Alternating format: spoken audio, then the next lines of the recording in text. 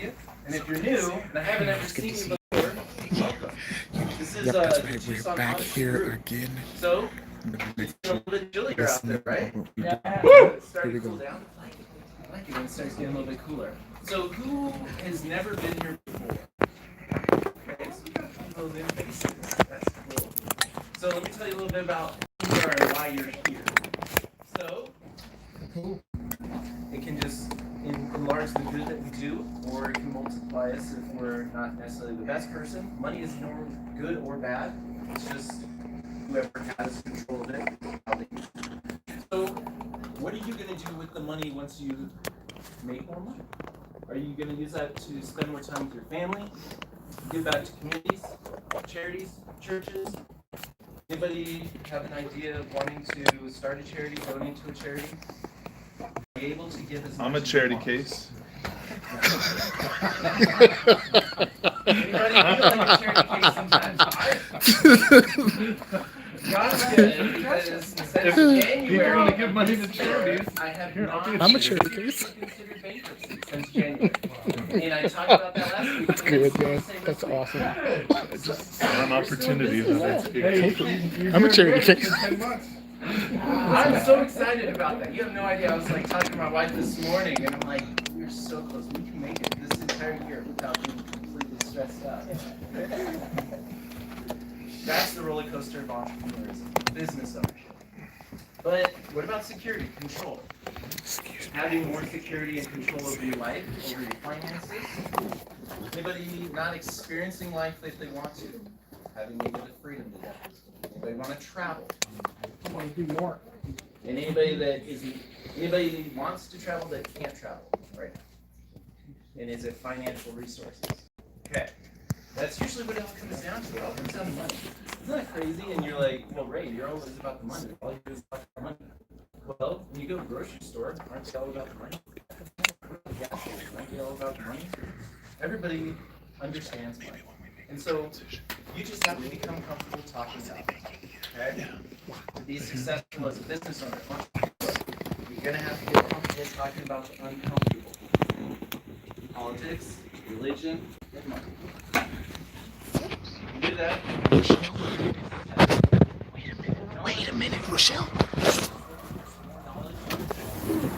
Now we have something to talk about. Rochelle, huh? Miss Ellis Smith, okay? I'm gonna address that right now. CreditWiz at investorpro.org. You're going to receive a communication from me tonight. It most likely won't be a phone call or a text. It'll be email.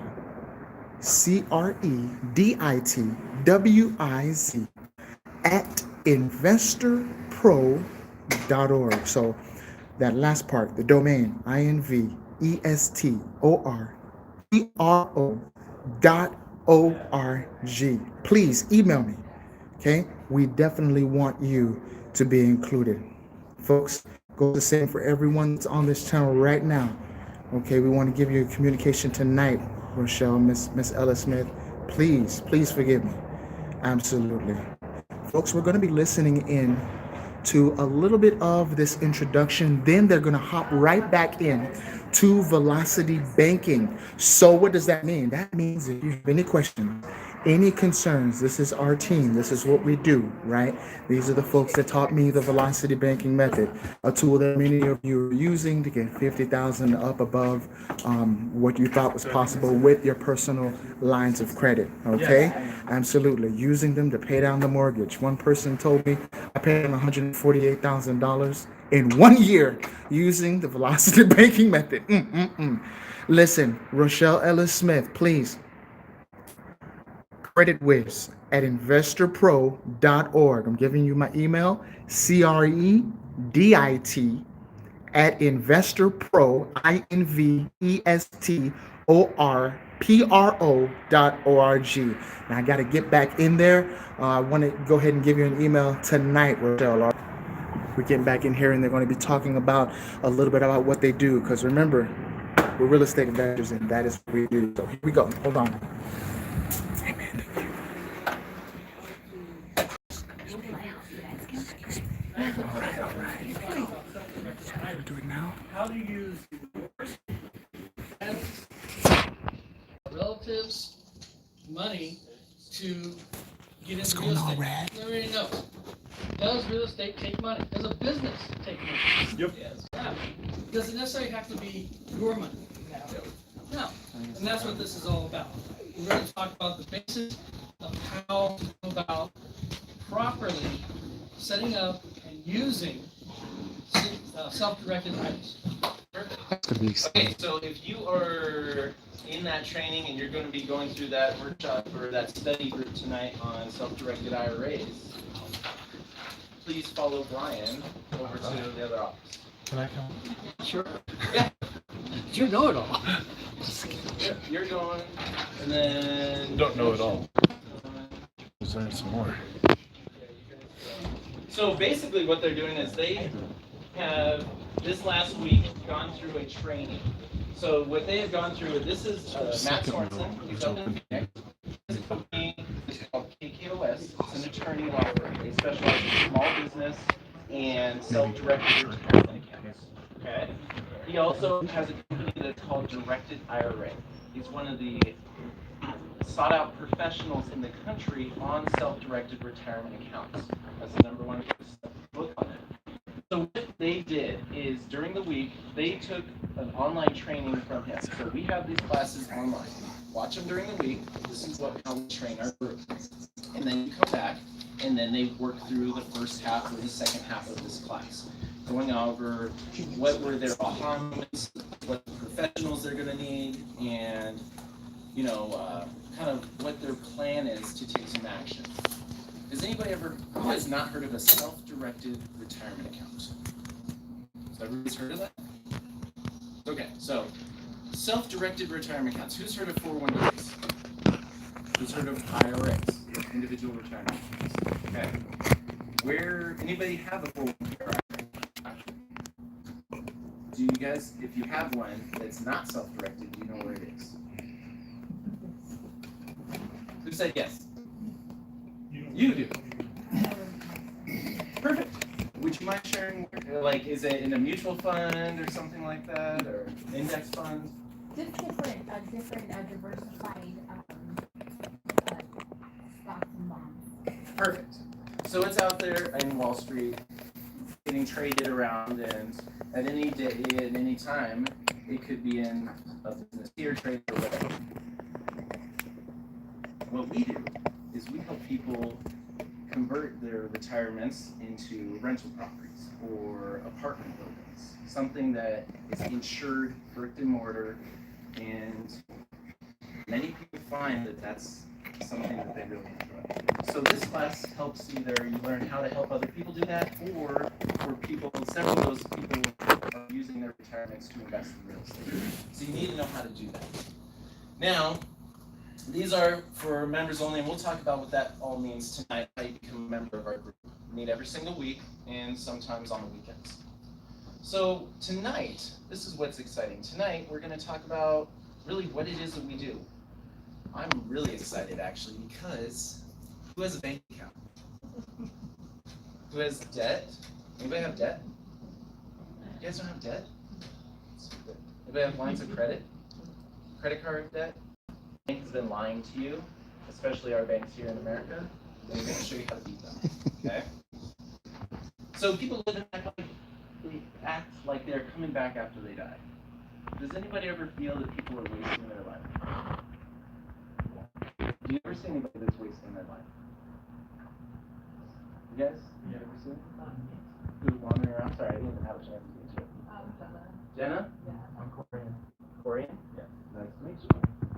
All right, cool. So what we are doing here as a group is we are not going to waste our lives.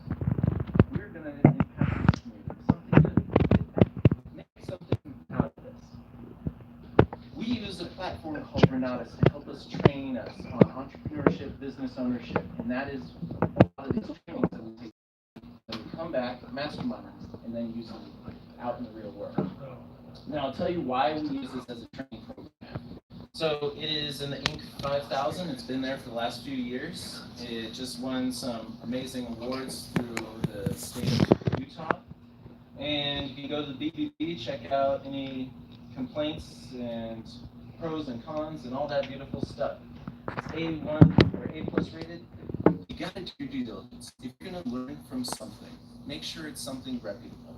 That's why I use this. And I'll give you more information on why to check that out. And you'll find out why I actually like using this. So I do need to give you a little disclosure. I am an IMA, which means I am a marketing affiliate for Renatus. I market their services. I'm not an employee. I've used their services with success. When I found this group 3.5 years ago, I basically was about to lose my house and I was broke. Now control over $1 million of real estate, and of course results are not typical, but had over 20 real estate transactions. I mean, there's all sorts of things that we've been able to do because of this group. I went from basically being broke to now being able to dream. And that's what I envision for everyone here. It's just the ability to dream. You can't do that if you're making 50 grand a year, 70 grand, 100 grand. You gotta be able to make a lot. You make a lot of money. I'm not practicing any license. Neither myself or Joseph are going to be practicing any licensing tonight. Okay? We're to that situation. Just like real estate. We talk about real estate transactions and deals. There's no guarantees that you will make money if you were to fix and flip a house, if you were to buy a rental property, you're going to buy an apartment complex. There's no guarantees that you're going to make money. Is real estate risky? Yes. It can be, yes. Especially if you don't know what you're doing. Is it easy to lose $20,000 in real estate? Yes, it is. And especially if you're using people's retirement accounts, you do not want to lose money. Like my business partner and I, we manage over $1.2 million currently of people's retirements. That's what they spend 40, 50 years working for. And if I lose that money, are they going to ever work with us again? No, they're not going to. Also, feel free to take pictures of anything. We just ask that you don't share it on social media. We ask that you don't videotape unless you've had. There's only one person in this room that has that. Okay, so tonight we're gonna just see if you can change your mindset. I'm not saying you need to, but you might already be in the right mindset. It's gonna be like pants. I'm gonna give you some pants to try on tonight. Pants of ideas. That's a Okay, big one. I'm not, I don't even, wait, what did I just say? Did I say I was going to give you my pants? No. I don't think I can get. Okay. You go to the store, you try on some pants. What do you do if you don't like the way they look, you don't like the way they fit? What do you do?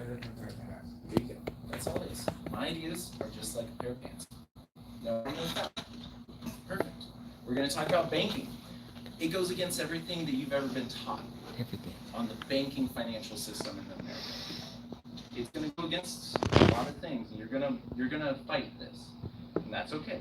You can choose to take the green pill or the blue pill. That's really what tonight is.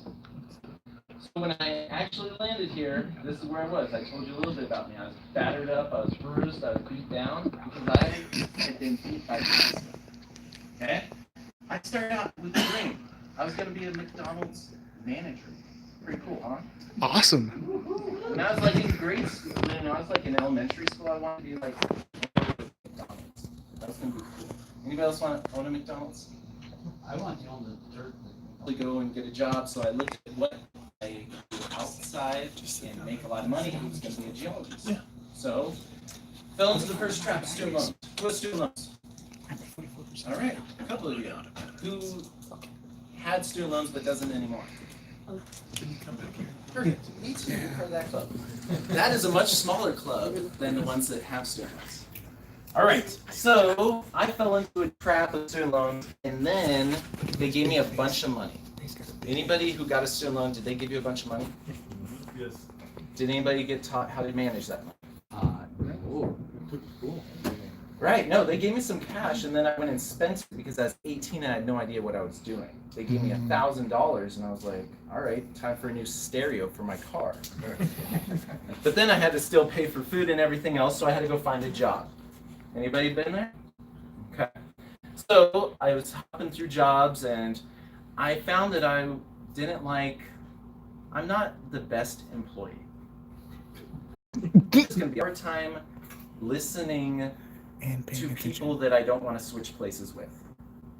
Has anybody ever else experienced that? Taking advice from people that they would not swap places with. I actually don't recommend you taking advice from people you would not trade places with. Don't recommend you doing that.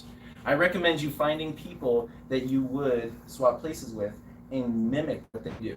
Business ownership, entrepreneurism is the only place I found where they're copying. Like in school, what happens if you copy? You get trouble.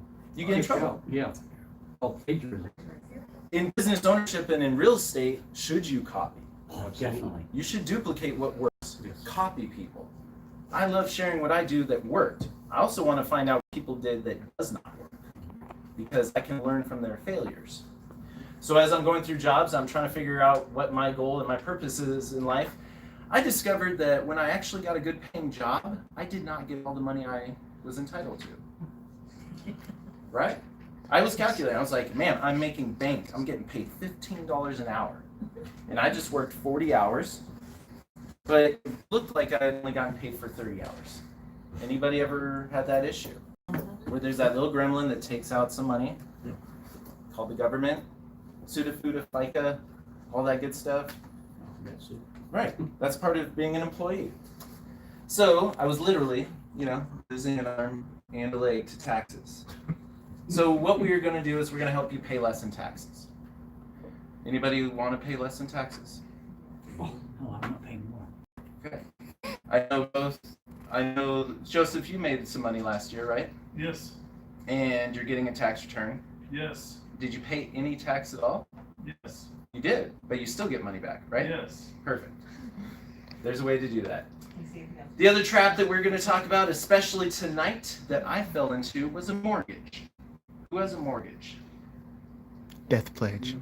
That's what it means in Latin. You're spoiling it, CJ. Oh, I'm sorry. Were you gonna say that? Everybody, this is CJ Wallace. Sorry. Say hi, CJ. Hey, y'all. All right, so what CJ was talking about is what mortgage actually means.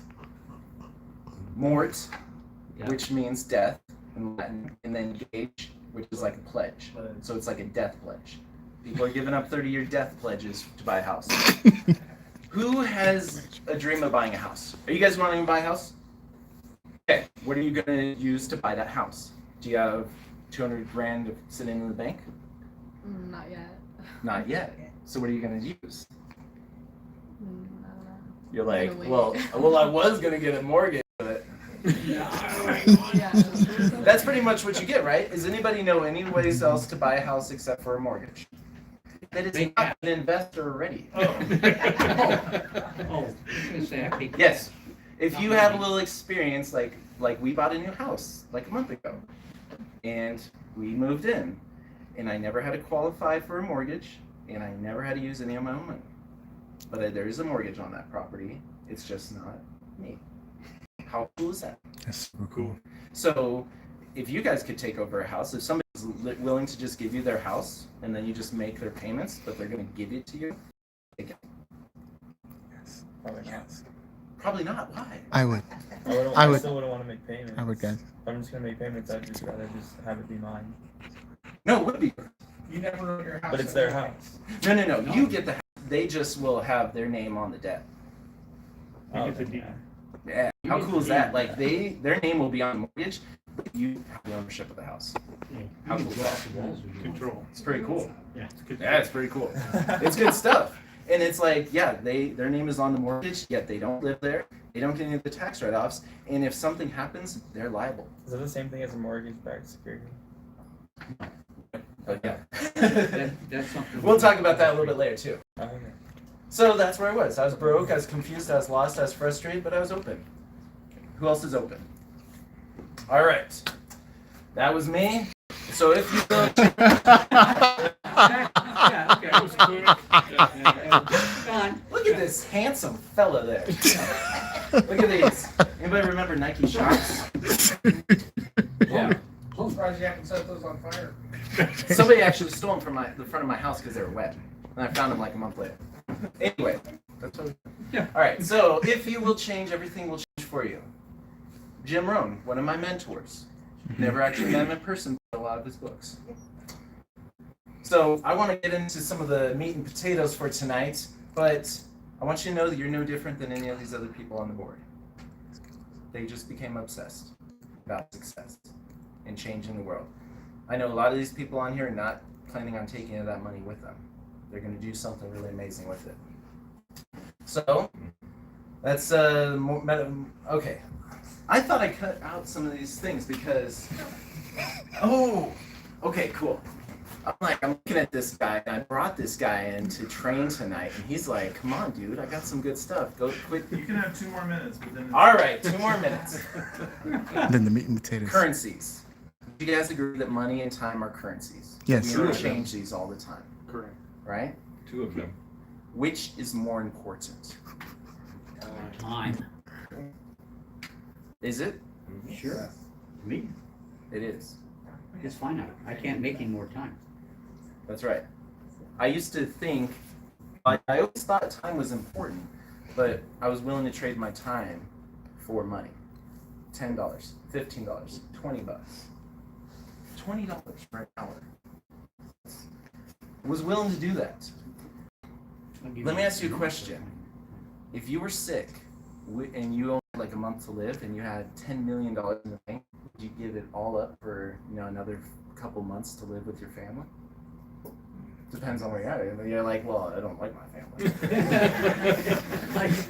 It's something to start thinking about. Talk about making a lot of money, but money is not what's actually important. Money is going to buy our time. We need time.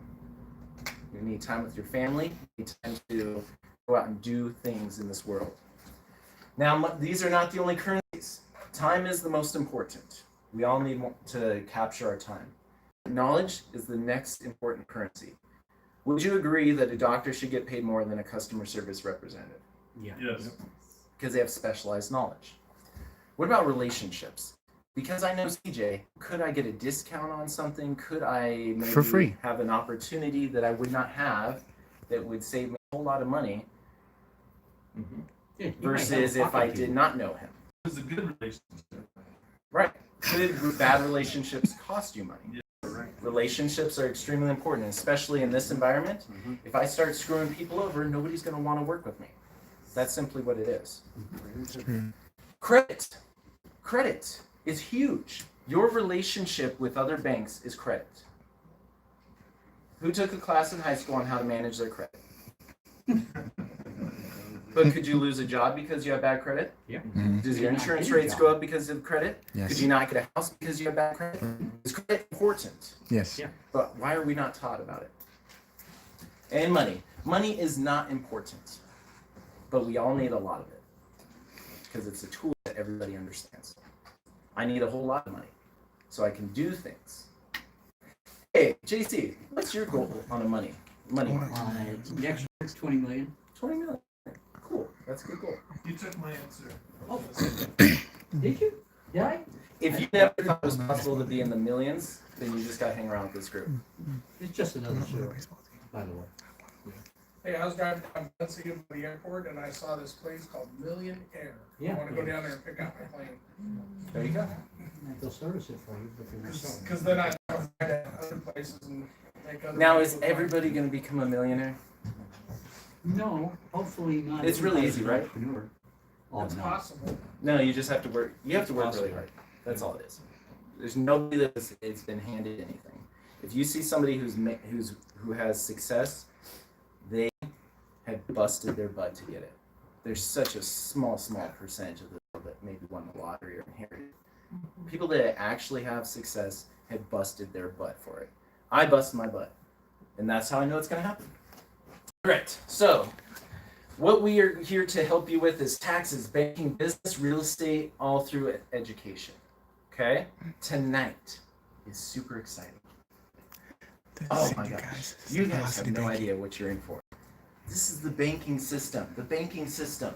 And there's nobody better to go over this. Now, quick thing. This is hypothetical examples. There's nothing that's in zeros. We're using round numbers and generalizations. Your situation is unique. Okay? So just fit your situation into what we're talking to tonight. Let me tell you about who's going to be teaching this tonight. He is fully qualified because he has gone through 2 foreclosures and a bankruptcy. Foreclosures and a bankruptcy. Does that sound like something That's you what want to I learn said. from? Sure. Yes. Well, right. He's had his fair share of mistakes. The guy has raised millions of dollars. He has several rental properties. He has several companies that do hundreds of thousands of dollars every single year. This guy has literally taken himself from being one of those guys who was like, how did I get here? I was doing everything right, but everything's going wrong, to helping others. He's helped over hundreds of people get into the realm of real estate investing, and he's going to help you tonight start to open your mind to the lies that the bank has been telling you. So I'm going to not take any more of his time because he's going to use all the time we give him. Please put this together for Mr. Joseph Smith. Awesome. Now you guys Thank you, go ahead Rick. and ask your I do have questions. to correct you on one thing. It's not millions of dollars. It's just 1.25 million. But from next year, it will be millions of dollars. Okay, that's the point. Yes. Thank you so My much. apologies. There you go. All right. Okay, so everything you know about banking was taught to you by who?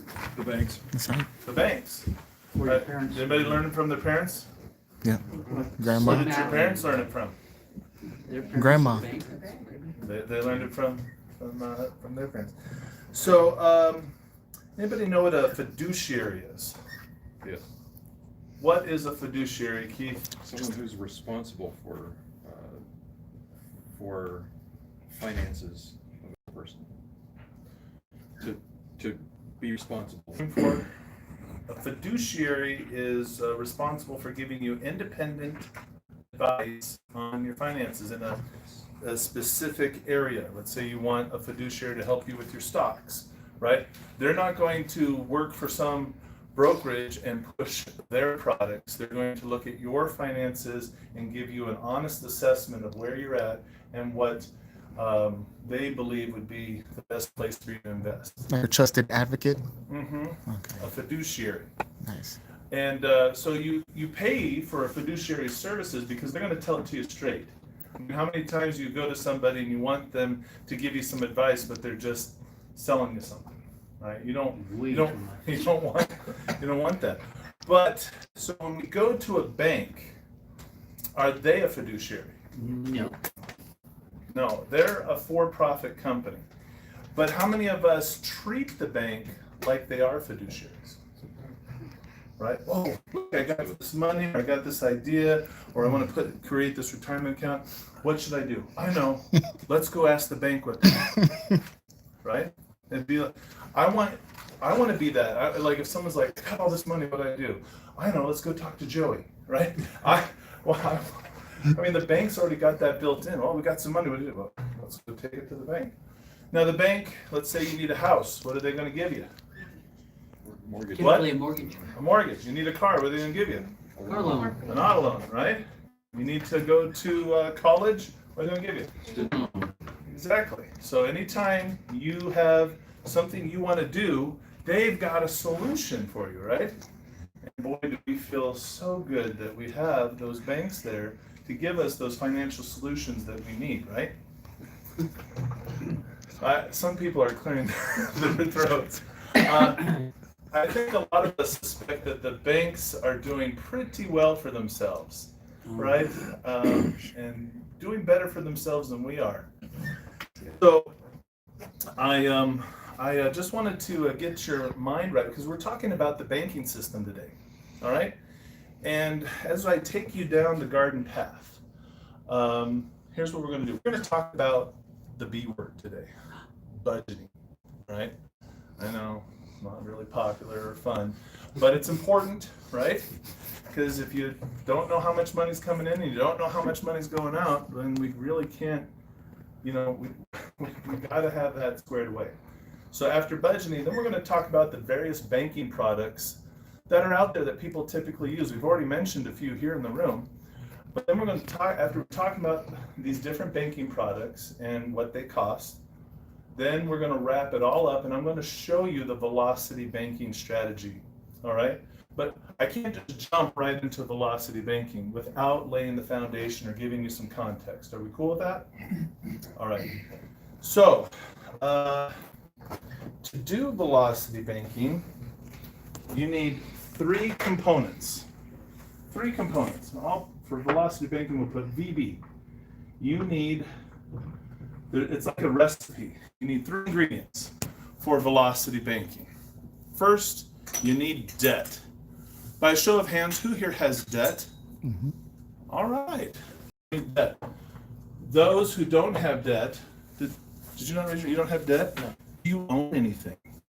Uh, Do you have like a house, a car? my car. You own your car, free and Yes. clear? Yes. Beautiful, right? Don't we all, how old are you? 21. 21. Who here wishes they were 21 and were getting exposed to this knowledge? Oh my God. Right? Beautiful. All right. Okay. Beautiful. In So, the right place. debt. Right? That's the first ingredient. Second ingredient is you need monthly income. Who here, by show of hands, has monthly income? Okay, so it looks like we're going to be able to make this lovely cake. All right. And third, you need a line of credit. Line of credit has access either to your own or somebody else's line of credit or credit card. Okay. Line of credit. I say line of credit, credit card. Is there a difference? Yes. There is a difference, isn't there? There's a big difference. Where does it come from? Where did it come from? Where's this velocity banking? Where is it? Where did it come from? Australia. Australia. I heard someone out there say, good night, Mike. Right? Down under. So, it came from Australia. And then from there, it moved up all the way to the Polynesian Islands, right? Hawaii, where we, and Renatus were first exposed to it. Out there in the islands, they have a very exciting banking. I mean, anybody been to Hawaii? Right? Anybody been to the banks in Hawaii? I had the opportunity last time I was there. It is insane. Imagine getting mortgage interest rates for like 1%, 1.5%. Right? The island banks do things totally different. But it was working within that banking system that velocity banking began to really flourish. Then coming over here to the States is where it's at now. So where it's at now, and so for a lot of you, you're just hearing about it. Who here has seen something either online or been to live training where you saw something about velocity banking? Right? We've got a few. Some people. Who here? This is your first time. You don't even. You're like, velocity what? Who now? All right. So I just want you to know where it's coming from. Velocity banking is a very exciting strategy, and it can change your life. But to make it work, you need debt, income, and so I was talking about the line of credit. The difference between line of credit and a credit card. Credit cards, right? Got a little card, pretend this is my card. I go use it at a point of sale, right? What can you buy with a credit card these days? What can't you buy, right? With a credit card. There's a lot that you can do. There's some things you can't. Some things are challenged on. Credit cards get offered to us, though, all the time at what interest rate? You see offers all the time. 20, 25. They'll just say, hey, get my credit card for 25% interest. Is that the advertisements that are out there? 0%. I see 0%, right? Zeros, yeah, I see zeros. 0%, that's what they advertise all the time, right? Now, that'd be great, right? And then you can do a balance transfer, right? If you have debt on another card, you can move it over, right? I know I'm laboring the point. Some of you are like, hey, I know this stuff. I have to get to the critical difference between a line of credit and a credit card. So a credit card can have an introductory rate of 0%. A line of credit cannot. All right, so a line of credit, where are we at? I think it averages somewhere between 9 to 15% on a line of credit. Personal line of credit, home equity line of credit, different lines of credit that can be attached to different annuities. So your lines of credit, they come to you as like a checkbook, right? So if I had a credit card with a $10,000 limit, right? Versus, so pretend that's a credit card. Here's a line of credit, and I have a line of credit for $10,000. Here's the critical difference I'm going to show between the two. If I want to cash off of my credit card, what do I gotta do? You gotta cash withdrawal. Cash advance? Yep. Right? And then my interest rate goes up to 30%, right? And can I access all $10,000 in a cash advance? Typically only about a third of my available limit can I access, right? Switch over to the line of credit. Can I, with my line of credit, access $10,000 in cash Yes. right now? Exactly. So with a credit card, I could get a 0% interest rate. Can't get that with my line of credit. We get 9, somewhere to 15%, depending on what my credit score, creditworthiness in cash if I need to, whereas the line of credit I can, because the line of credit comes with a checkbook, right? I just write the check, shoot it off. All right, I bring that up because as we teach about velocity banking, or actually I'm not necessarily teaching as I so much am demonstrating and showing you some stuff, but as we show velocity banking, there's some of you that are going to be tempted to be like, oh wow, I just learned this amazing thing, I'm going to go try it on my own, right?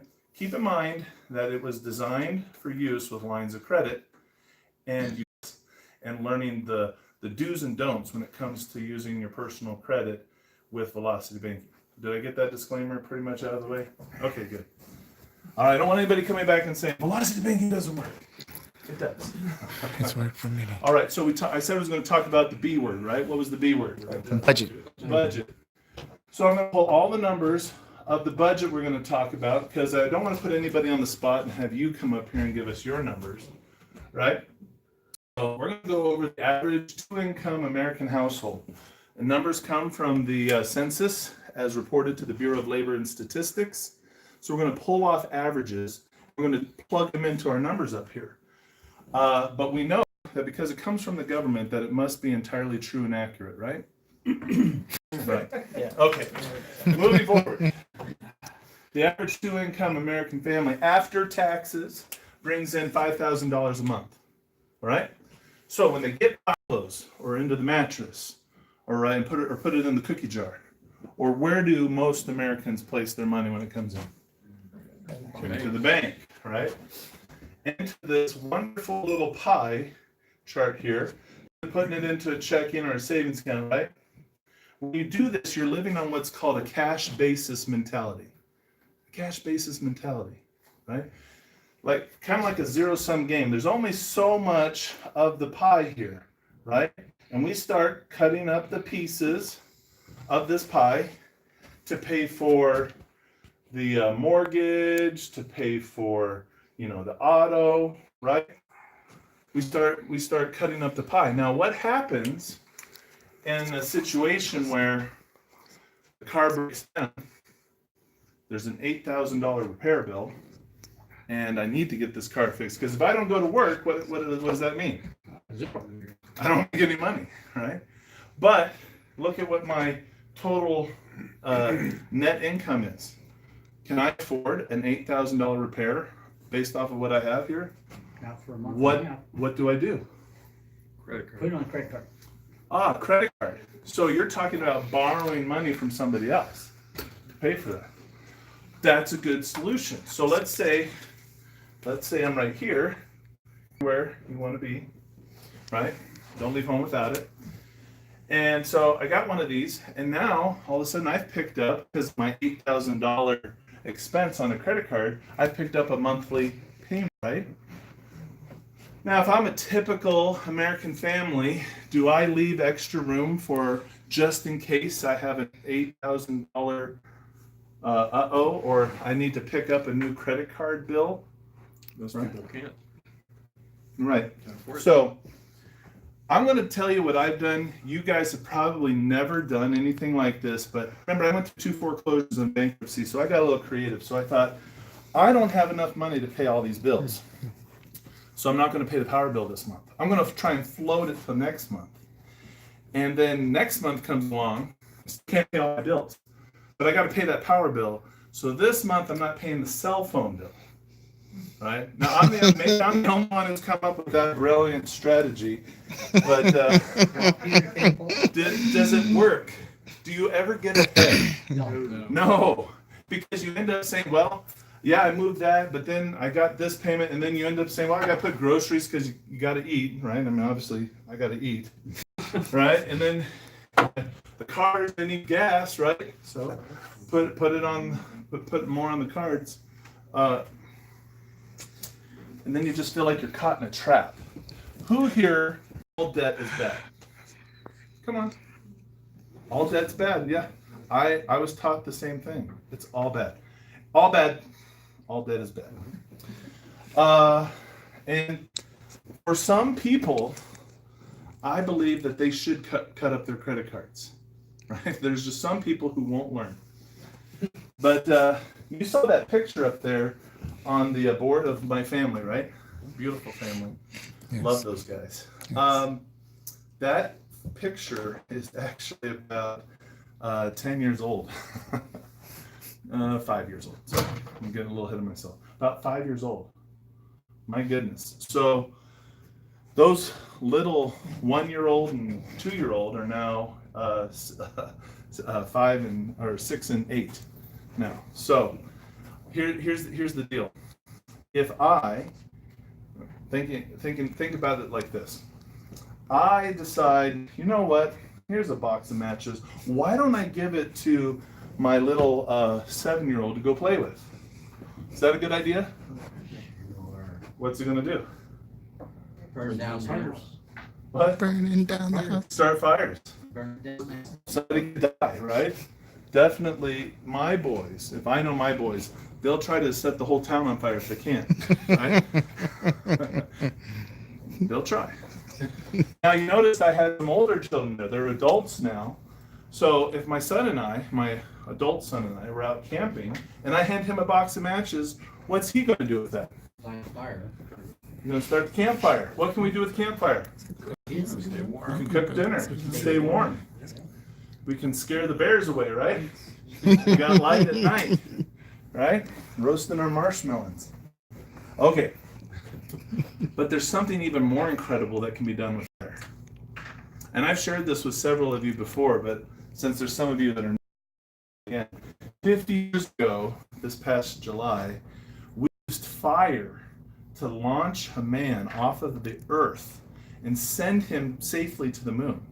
And then we used that same fire to take him off of the moon and bring him back home safely. You guys remember that? Yeah. Apollo 11, Neil Armstrong, Buzz Aldrin. Here's my point. Fire is a tool, right? If you don't know what you're doing with that tool, you could burn yourself. You could set your whole world on fire, right? Fire also is an amazing tool that can heat your home, it can cook your food, right? It could send your business to the stars, right? If you know how to use it. Same with debt. There's good debt and there's bad debt. Anybody know the difference between an asset and a liability? What is an asset? What you make money off of. What you make money off of. So if I buy a rental property and I receive rent, and the rent is more every month than what it costs me to have, I have what's called an asset, right? Now, if I take money, and I went into debt, obviously I got some mortgage or something to get that, but it's an asset to me because it's bringing in more money than what it costs me every month to have. A liability, I go buy the big screen TV for $5,000, well, that thing's not bringing me in any money. And it just, put it on the credit card, it's got a cost every month. Or take your cell phone, or take your car, or take your house you live in. Are there monthly expenses that just keep draining you every month that you have to pay for on these things? Liabilities, right? So, if you go into debt for an asset, that's called good debt, right? Makes sense? If you go into debt to buy a liability, Bad debt. that's bad debt. See that? All right, so just to answer the question that's out there, because I'm going to go through showing all this stuff about going into debt, credit, all these things, and I got some Dave Ramsey fans out there that'll tell me, all credit is, all debt is. Are you the little 5-year-old boy, or are you the 20-year-old? It just depends. If your knowledge level about credit is going to stay at the 5-year-old level, then stay away. This is not for you. But if you're here tonight and you want to learn and get yourself educated and you're ready to be adult about how to handle debt and credit, then this is how you do it. All right? Buckle up, here we go. So, talking about averages. Look at this budget here we're putting together. The average 2-income American family $100 a month on their mortgage. Now that breaks out into what we call a loan, a home loan. So the average 2-income American family is carrying of $200,000 on a three bedroom, 2-bath house. I hope I'm not going too fast for some of you guys. I gotta get through a lot of this. You picking up what I'm laying down? Yes. So 2-income American family, no kids, living in a 3-bedroom, 2-bath house, have a $200,000 debt. So if they did this conventional, they put down 20%. So the house is probably valued at $220,000, and they're carrying $20,000 of debt. That debt on an average right now in the United States would be at 6% interest. All right, got that so far? 2 American family household has how many cars? 2. So the average car payment is $300. So what is our car payment here? $600. $600. You guys are so smart. All right.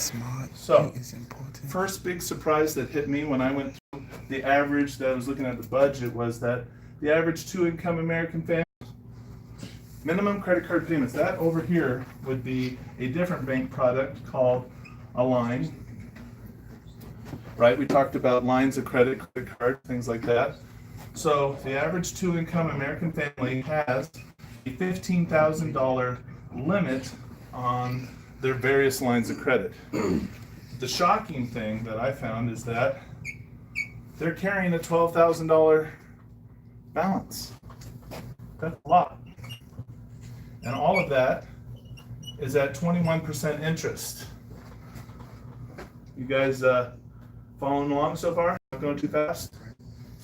So $15,000. Some people are like, I've never seen $15,000. It's not just credit cards. We talked about personal lines of credit, home equity lines of credit. We've talked about lines of credit that are attached to people's annuities. Can you have a line of credit attached to a money market account or a pension? Yes. I mean, there's so many different lines of credit. Your overdraft account. Anybody have overdraft set up? That is considered a line of credit. So all of those added up, combined, would come to $15,000 on average. But look at that, $12,000 is the average balance that's being carried. And you see, it's not difficult to do that because who was taught this? If you get a credit card, save it for a what? Rainy day. Rainy day. Oh, okay, so you guys were taught that. Yeah, proud products of the public education system. Okay, so credit card. Let me demonstrate something.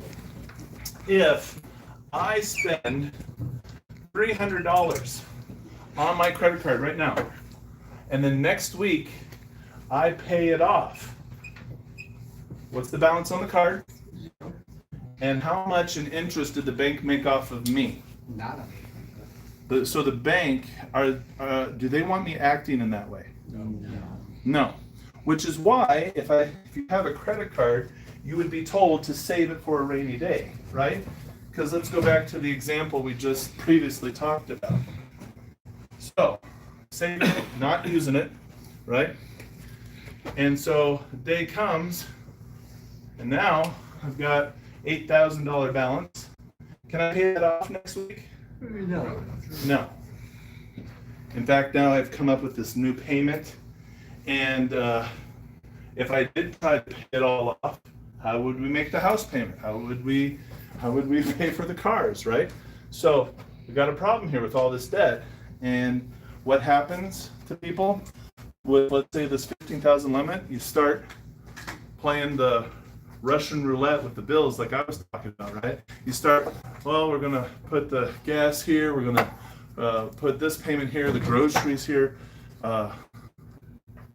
Emily's not looking, we put that TV on there. You know, things that are important, right? But before you know it, you've got your $12,000 balance, and we can't pay it off, so what do? We make the minimum payment. Now think about this. You're going to make the minimum payment. How long making the minimum payment is it going to take you to pay off your $12,000 balance? Somewhere about between 8 and 12 years. Well, keep in mind, if you don't stop using the card, it'll never get paid off. Right? So if you stopped using it, right, how long would it take to pay it off paying your minimums? 8 to 12 years. Somewhere between 7 to 15 years, depending on the fine print and what fees and all those. Every card's a little different, right? The big print giveth, and the small print taketh away, right? You guys, that's how credit cards work. So you got to read them and got to know how they work very carefully. So with your $12,000 balance, you're making $600 payments every month. And the bank's collecting what? Every month. Interest. So are you behaving exactly how they want you to? Absolutely. So they don't want me to make little payments and pay those off every month, right? I'm just putting that in the back of your mind to think about, right? And so we talk about, credit. Well, depending on how you're using it, right? We just gotta take a look at these things. I'm just trying to give you guys something to think about here.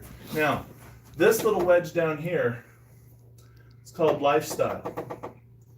This wedge is different for everybody. You saw my family, 4 kids and 2 adults, 6.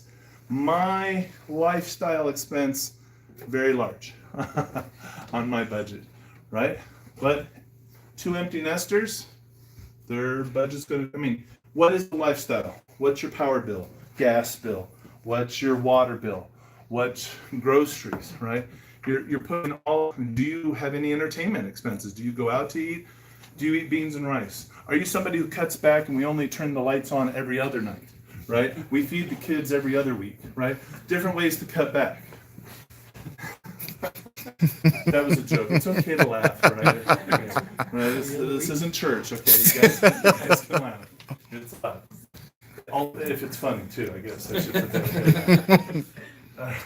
So, in this model right here, we're going to put $1,200 as the lifestyle expense. Now, here's where I almost just said, you know what? These numbers, they don't make any sense. According to the government, Americans are putting away $1,400 into savings. Is that true? Who here has ever put $1,400 away in 1 month into your savings account? I haven't. $1,400. Well, then how can this model be accurate if, well, wait a minute. What does the government say constitutes savings accounts? 401k. 401k, IRAs, right? All other kinds of funds that are too numerous to list there. Doesn't the Right? government own those? Because the government perceives that as what's called long-term savings. You're saving that long-term. Life insurance. Yes. Whole life. Whole A permanent life insurance policy, exactly. So now a very smaller amount there would be savings. But then when you see people saving anywhere from $50 a month to $200 a month, we see that trend is only for a very short period of time, anywhere from 1 to 3 months, because they're saving up for a vacation. How many people put more planning into their vacations than they do their own future retirement? Huh? Yes. Guilty as charged. Right? So that's how savings accounts work. Savings accounts. Why does the bank call it a savings account? Does anybody know why? Anybody know the answer to that question? No? I shall enlighten you. Right? So, they're FDIC insured, they have their bank charter. Nowhere listed in there is their term savings accounts. Where's the savings accounts listed here? No, it has a different, it goes by another name. It's called the bank's lending pool. So if I'm a bank and you're all there thinking about banking with me, and I said, who here would like to contribute to my lending pool to help me make money? Anyone? No? See, they found that there weren't too many takers for that either. But if we could offer you a personal savings account, you would feel more responsible about saving for what? A rainy day. Rainy day, or just in case of an emergency, of course. And as generous as the banks are, right, they're paying you 0.01%, right? Unless it's a high yield, then it would be like 0.02%. That's high yield, and there's special qualifications that go into that. So let's talk about your average, bank, right? So the bank's lending pool. Now think about this for just one moment. What we have up here on the board, it's not already evident to you. Let me explain what you see on the board here. Okay? I'm the bank. You all bank here, the bank of Thursday night, right? This is Thursday Night Bank. I'm your banker. All of you have savings accounts with me, anywhere ranging from, maybe you got a few $100s, a couple thousand, maybe somebody has even $10,000 saved up, right? You never know. You want to be prepared, and there are some people that do that. So you got your money in your savings account. Now the day comes when it's time to go get one of these auto loans, right? An auto loan, right? That's over here in the loan category.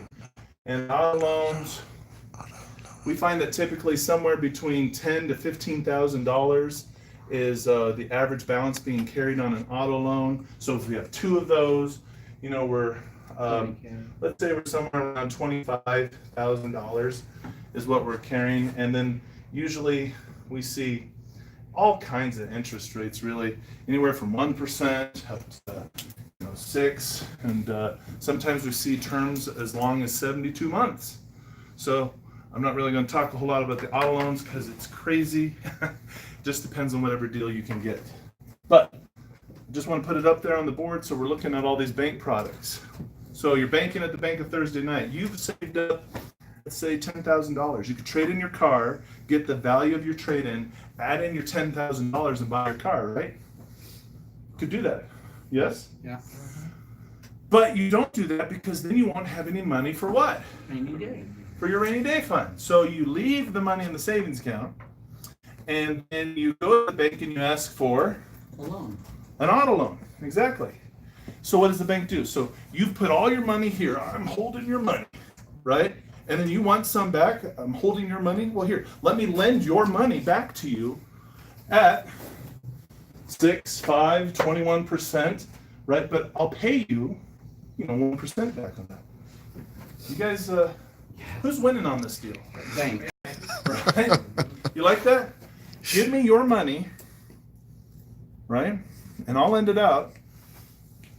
Let me put it to you this way. If I'm an investor, and we don't solicit for funds here, but let's say I'm soliciting for funds, I've got a great business model, guaranteed 1% rate of return, right?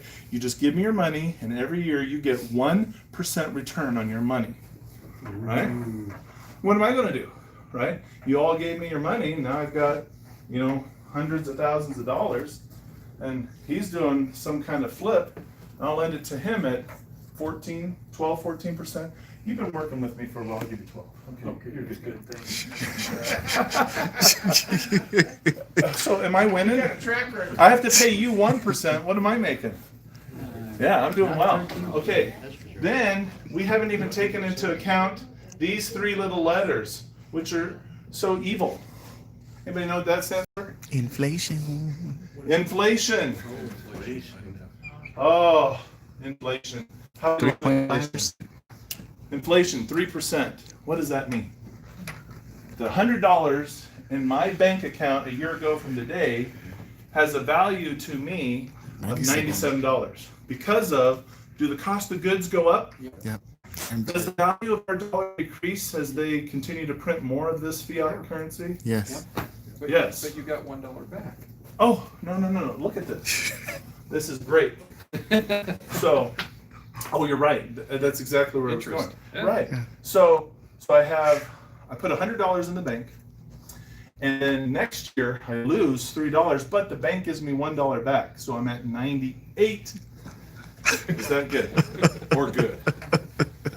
Except for one slight little problem. You also pay taxes on that 1%. Oh yeah, I have to pay capital gains of 15% of my $1. So I really only got back 85 cents. I thank you so much, JC, for pointing out your. Yeah. Appreciate that. It's already in. All right, Wow. so think about this. Who are the wealthy 1%? Think about that. They're pictured up here. Does Jeff Bezos is the wealthy 1%? How many savings accounts does Jeff Bezos have? Anybody know? What about Warren Buffett? He was up there, Berkshire Hathaway, right? How many savings accounts do they have? He owns the bank. Now think about it. Billionaires. We're talking about billionaires. Thousands of. Why wouldn't a billionaire want to put $1 billion into a savings account? They're going to make 1% return on their money. Because they can get overnight. They can What's get- 1 billion, JC? Not enough? Oh. What? They're making more money. But they're losing. 20 They're losing 20 million. So let me say, do you think you get to be a billionaire by investing in opportunities that you know lose money? No. Not very. So let me ask you, I could go down any of the billionaires that are out there. How many of them, what number, give me the number of them have savings accounts? 0. Okay, now, all of us 99% of the W-2 working class, by show of hands, who has a savings account? Be honest. So, That's the balance, that's the balance, right? Yeah. $1, the minimum required. But think about that. We don't do what the wealthy, I mean, everything that we're going to be showing you here, there's what the wealthy 1% do, and then there's what the 99% do. What do you think keeps you in the 99%? Well, this is one, putting money into a savings account. Education keeps you there. But what about these folks here? People who are putting money into 401ks. I mean, think about that. How cool is this? You could take a percent of every paycheck. 4%, 5%. I've seen that they go up to 10%. You can put that much away every paycheck. And the company will match. They might match 2%. You know, they do a vesting kind of thing. The longer you're with your company, the more they match, right? So when you're fully vested, they might be matching 4, 5, 6% of whatever you're contributing, right? Now, when you put money into a 401k, where does it go? Follow the money, follow the trail. It leaves Tucson. Where does it go? New York City. New York City. Wall York Street. City. To a broker. A broker. Insert joke, right? Broker. No, but so somebody out there is taking your money and they're purchasing stocks, they're purchasing mutual funds, bonds, they're playing the currency markets, right? And so they're just trading your money, buying, selling. How does the broker get paid? By every transaction. By every transaction. So is the broker paid by whether or not you make money? Oh, no. No. Just how many times they churn your money, right? How many times they buy and sell something. Anybody remember what happened to the stock market in 2008? Yeah. Crash and burn. Did it? Sure did, didn't it? Okay, so overnight 401ks became 101ks. See that? So here's the difference. You can give money to a bank in their lending pool and they can go make money off your money, or you can put money into a 401k or an IRA that some broker or hedge fund manager goes and makes a whole bunch of money. Now, are they making lots of money? Oh, yeah. Are they too big to fail? No. If everything crashes, do they stand on the street with a little cardboard sign saying we'll work for food? Nope. No, they No, go they- to Congress and say, help, bail me out. Yeah, bailouts, golden parachutes. get golden parachutes, yeah. In fact, think about they're how in this cahoots. works. You gave me your money, I invested it, I lost. I need you now, because I'm going to go out of business, I need you to give me more money to stay in business so that I can then, going once on, I'm George? stable, take your money again to try and invest it. Who would do that? We did. The average We did. American? Twice. Okay. But we didn't know what we were doing, all right? We obviously didn't know. We were told that they were too big to fail. We were told that the world would collapse. So, I'm sharing all of this with you because I'm trying to make a point. Savings accounts, 401ks. Here's the point I'm trying to make. Who cares more about the performance of your money? You or a banker or a hedge fund manager? Which one? A, B, or C? I'm not You. saying that But we give money to those folks because we just don't want to think about it. I don't want it's complicated. No. I'm here to tell you that you're smart enough. Okay, you can learn this. It doesn't matter who you are. Learn how to invest your own money because nobody cares about it more than you, right? And so I help a lot of people, by the way, self-direct their retirement because right now what we're seeing is a lot of people make anywhere from 1% to 6% return off of what they make in the stock market, right? For an annual return. My investors make like 5 to 6% on one deal, right?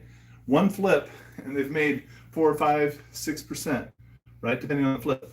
I do 4 of those a year. What's their rate of return? Right. And I mean, I'm on my 4th project. Hopefully it gets sold this year, and I can say I did 4 in 1 year. Right. So, but here, that's the point. My point is, you can give your money to the bank. They know how to go out and make money off of your money, right? Obviously, at the stock market, they know how to go and make money off of your money. You get educated. You learn how to make money off of your money. Okay, that's the big point. So when you add this all up, it's $5,000 in, $5,000 out, with a glorious cash flow of Zero. zero. Anybody have kids? No? No kids? What happens every 3 months? They come home from school with a little piece of paper. What is that paper? Their teacher gives them a little piece of paper, right? Right, the report card? Okay. Yeah. And so you're looking over the report card, Watch this. and if it was like my report card, right? Well, Joe, you're doing good in recess. You're doing really good at lunch. So we got to work on math and science. Right? Now, think about what if my child would ask me, Daddy, what's your report card? How are you doing? This is the American report card right here. What grade would you give the average 2-income American family? What's your grade, folks? Well, F, I agree. Zero. But they're not in the negative, so maybe an F plus. B minus, you know. I don't know what's separate. Do you mind if I take my coat off? Nope. Yes. It's so hot. Stains? I put deodorant. I didn't see it. There's no water stains. Keith, I love you. All right. So, folks. Okay. What's your name again? Anna. Jenna, thank you so much for being I knew it. volunteered and to participate. Okay. Okay, Jenna. So that happened to you, the $8,000. All of a sudden, you had to get that fixed. You don't have any credit cards, but you need to get this money real fast, or you lose your job, and you've got other dependents who are counting on you to not lose this job. Okay. Okay. So here's what happened to you. You happened to meet a rich, handsome, attractive, good-looking, funny, smart investor at the front of the room with a red marker in his hand who's willing to lend you the money, okay? And he's so nice. Just ask me if I'm nice. Are you nice? Yes! Okay, perfect. Yes! Yes, I am. And you can trust me. All right, I'm going to let you decide. Do you want to borrow the money at 21% or at 6%? You pick. 6%? You want 6%? So you want to pay less money? You don't want to pay more? Well, guys, give her a round of applause. That's good idea. Good job. She Yes, wasn't yes. sick the day they taught math at school. All right. But you're not off the hook yet. Okay, I'm not trying to trick you here, but I'm going to ask you now some science questions. Right? You didn't know we were going to cover science today, did you? No. Fresh water at sea level freezes at 0 degrees Celsius. True or false? Not trying to trick you. True. True. Good True, job. okay. Fresh water at sea level freezes at 32 degrees Fahrenheit. True or false? True. True. All right, still not trying to trick you. If I were to change this temperature to 1 degree Celsius, and you compare 1 degree Celsius to 32 degrees Fahrenheit, which temperature is hotter? Not trying to trick you. The 32. This is hotter? Or is this Sure. one hotter? The 32. No, actually it's the one, because see these were equal, and then this one just went up one. So this one would now be a little bit hotter than this one. You see that? Yeah. I You get guys see that? now. She meant to say that. Okay. Yes. Yes. So what if I change this one over here from 32 to 21 degrees Fahrenheit, and I change this one over here? I know it's getting kind of messy up here, but I changed this to 6 degrees Celsius. So I took this one to 21 degrees Fahrenheit, and I raised this one up to 6 degrees Celsius. I'm trying to trick you now. Which one is hotter? Yeah, let's say the 6. Are you sure? Well, if you're trying to trick me, then no. No. I am trying to trick you, but you got it right. 6 degrees Celsius is hotter, but it's confusing, just like it was confusing before, because you're like, that's a 1, that's a 32, this is a 6, that's a 21, right? Hey, guess what? The banks are playing this little game with us right here. Did you know that these two percentages are different scales? Is Celsius a different scale than Fahrenheit? Yes. Absolutely. So this scale over here, the 6 degrees, is called amortized. Amortized. You ever heard of that? One directional loan. This over here, this line of credit, is called simple interest, and it is a revolving line. What do I mean by one directional? You get the $200,000 up front in loan that you gave to the way at closing to get your house, right? So now every month you make a $1,200 payment. Here's your payment. There it goes. Where did it go to? Who just took my payment? The bank. Next month comes $1,200. Where'd that go? It went to the bank. Now, all of a sudden, oh, what's that? Oh, the air is blowing hot. Oh, I'm gonna call up the AC guy. He comes and looks. I got a leak in my unit. He fixes the leak, recharges it, gives me a $500 invoice. Now wait a minute. Look at my budget here. The $500 doesn't seem to fit in that budget, so I get on the phone to the bank. I say, hey, look, Mr. Bank, I just made the $1,200 payment, but you don't understand. The AC just went out. We got it fixed. $500. Can I get $500 back from the $1,200 payment I just made you, and I'll make it up on the end? Bank says, no.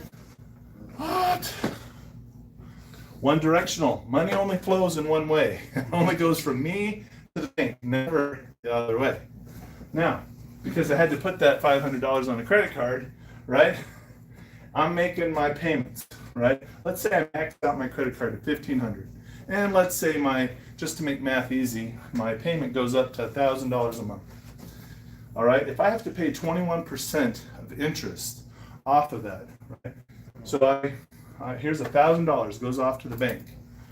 They keep 21% of that in interest. That means $790 comes back to me available limit, right? No. Yes, you following? Picking up? No. Not true. See, I'm simplifying things to speed through On an this. annual basis, that would be. Yes. All right. JC, calm yourself. All right. Right? Do you see? Sit in the corner. The principle is with revolving. I make a payment, and while they keep the interest, the principal comes back to me to reuse again. That's what it means by revolving. I still get access to my money. I am going to cover that later. Okay. I need time to get through this. Okay. All right, so amortization. So, anybody ever seen an amortization schedule? Right, home mortgage? Yes? Seen that? Right? For those of you with weak constitutions, you may want to divert your eyes, okay? This was something created as the spawn of Satan, okay? Yeah, the devil himself. All right, so of a $1,200 monthly payment, it would break down into principal and interest. On your first payment, you would pay $950 towards interest, and you'd pay $250 towards principal. And this This is what it looks like. Your amortization schedule. All of the interest is front loaded, right? So what here, this little X that you see right here, right? This little X right here, that's at 21-year mark. What happens at 21 years? You pay as much principal as you do interest. Exactly. My goodness. Anybody know anybody who actually lived in a house for 30 years and paid off the entire mortgage in that time frame? I've actually met one person. You're the one? You met the one? Yeah, I met the one person, just met him yesterday. Okay, I want to shake your hand before you leave. All right, what happens at the 5-year mark though? What do most people do? Refinance. Refinance, or you move, which is the same effect, really, right? If you refinance, what you're saying is the bank calls you up, oh, you've been doing so well. Look at that, making all your payments. Tell you what if we could refinance you, lower interest rate, get you down to 4.5. What if we could lower your monthly payment from $1,200 a month to $1,000 a month? Anybody want to do that? Yes. No. So they all say yes. And what happens? You give out all of this 5 years of equity that you built up, you give it back to the bank saying, thank you. Go ahead, you can have that. And then I get my lower monthly payment and I start all over again. Does that look like fun? Okay, but remember, this is only 6%. We're only paying 6%. So 5 years is how many months? 60. 60 months. It's 60 months paying $1,200 every month, right? 60 months, that would mean I'd pay $72,000. Let's break that down into principal. Well, I'm going to round down. It's a little bit more. You get $13,000, right? A little bit more. You've paid down $13,000. Congratulations. Now, in interest, that means you've paid roughly $59,000. That looks like 6%, right? Doesn't that? No. Not to me. If you were to actually pay off the whole mortgage over the course of 30 years, you would pay $432,000. That looks like 6%, right? No? No, that was about 160%. Is there a formula that I could use to convert from Celsius to Fahrenheit? Yes. Yes, it's called Google. You just pull it in front and say, hey, Google. That's the formula. Now, there is a formula to calculate what's amortized interest looks like as simple interest. You guys want to, here, play along with me, okay? Take your interest rate and double it. What do you get? 12%. Yes. Now, multiply that by 10. What do you get? 120. Yes. 120%. Now, that's not entirely accurate, okay? And I had to say that before JC piped up, right? So here's the deal. If you do the math, and it looks like something off of Einstein's chalkboard, right? If you ever see a fraction divided by another fraction in bracket to an exponent power, that's how you calculate amortization. But the actual interest rate ends up being 116%. But I wanted to give you a little tool, a little way to eyeball it and know that you'd be within about 4 or 5 interest points. So let's go back to earlier. Would you like to amend your answer? You had to borrow the money. I'm a nice guy. I'm going to let you borrow it at 21% simple interest or 6% amortized. Which one do you want? 21%. Yeah, see how with just a little bit more knowledge, you can make better choices? Yeah. Because I guarantee you, it's not because you're, stupid or anything, far from it. It's because the bank relies on the fact that you've been educated in public education. So, and what do I mean by that? What is 21% of $100, class? $21. $21. We all know that. We were there when they taught that. That's what the bank is relying on. Now, what day in school, what grade was it where they taught amortization? I never did. Well, for those who went to college, though, I mean, come on, which class was it where we learned amortization? There was a master's course in economics, but that's. Guys, we don't learn this stuff. They don't teach it. And so, do you think they're relying upon your knowledge of amortization when you look at these interest rates? Yes. Or are they relying upon, they are relying upon that, you're right. They want you to think of this as that. So, you know, can you buy a house with a credit card? Yeah, Yeah. What? Mhm. You can? sure. I thought the only way to buy a house was with a mortgage. That's what they want you to say. Oh, that's right, the bank, they're not on my side, are they? Okay. So you see, this is where Americans are living, right in here in this little bubble, right?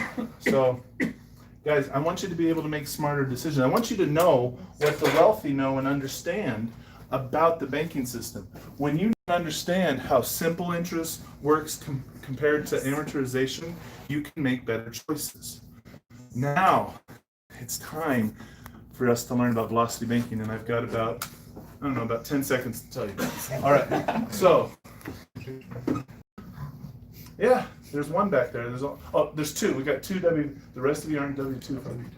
You guys, come on, all you guys, you're just too shy. W2 folks, what do? They use their cash as currency. What's currency? Money, medium of exchange. Thank you. He's got the Google back there. He's just looking it up. Cheater. Cheater. I did No, not. I'm just It's a kidding. black screen. I'm just teasing you. Yes, you're right. It's a medium of exchange. We give cash and then we get something off of Amazon. It's the coolest thing. I love it. Right? Just kidding. All right. Your door. So, yes. Now, that's what we really showed in the black, right? That's using your cash basis mentality, using your cash as currency, right? Do the wealthy do that? No. Nope. All right. So 99% of all of us do this over here. The wealthy, right? This is velocity banking. They use leverage as currency. Leverage. What's leverage? Am I talking about like a crowbar with a fulcrum and trying to move a boulder? Atlas. That's one The way. principle, Fulcrum. yeah. But what am I talking about financially when I'm talking Fulcrum about leverage? Financial. Control. Now, let me give you the answer.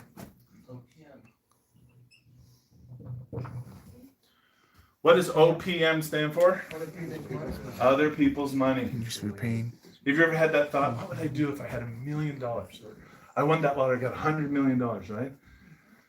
Well, let me tell you, a wealthy person would take $100 million and they would leverage like $500 million and use their $100 million to make the payments on the $500 million.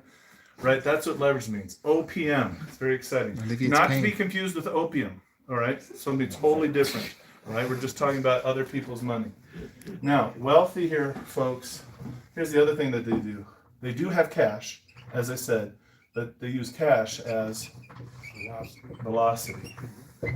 Now, if you're like me, when I saw somebody say that, I just went, well, I had you at cash as currency, leverage as currency, but cash as velocity. All right. Cash as velocity is using your cash as the speed, velocity, the speed at which you pay down the leverage. So if I borrow other people's money and then I pay it back, I get access to more of other people's money. So if I'm wealthy and I use my cash as velocity to pay down my leverage and I grow my leverage, what do I ultimately have more of? Currency. Right, which is what makes me wealthy, right? If I only use my cash currency, I can never grow beyond my cash. All right, so that's in words what velocity banking is. So thank you. Good night. I appreciate you all coming out.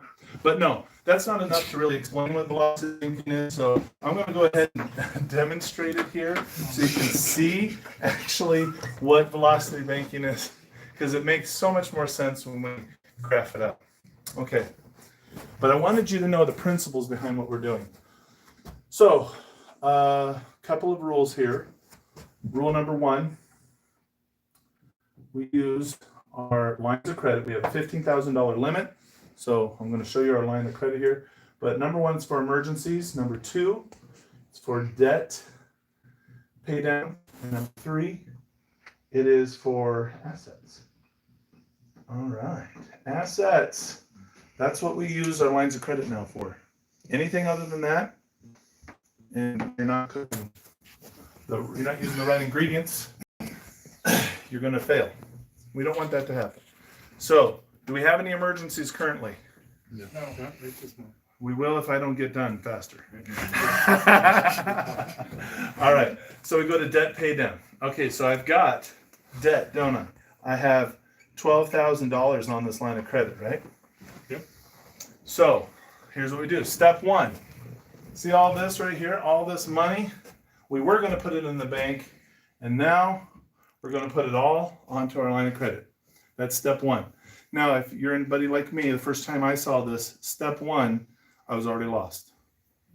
What? All the money on the line of credit? All of it. Well, how do we pay for everything? Well, hold on, we'll get there. But if I put $5,000 down on this line of credit, what happens to my balance? $7. Down It goes down. to 7,000. It's true. Now, a couple other things that happen. What happens to my minimum monthly payment? Goes away. Do I actually have one if I put $5,000? Nope. On the card? You paid So- $5,000 instead. Right. So I was budgeting for that. So now I have to change my budget. And so my budget now changes to $4,400. What do we do with the 600? Cash flow. The cash flow. Yeah. We've just now created $600 of cash flow. Hey, $600. No one ever went broke making a profit. Right? Just enough said. All right. So, hey, you guys don't look like chumps. You guys look like smart people. You guys are getting this. So stop giving your money to other people to make money off of you. Okay? Stop being abused. You're like battered wife syndrome, right? We don't need that on the finances.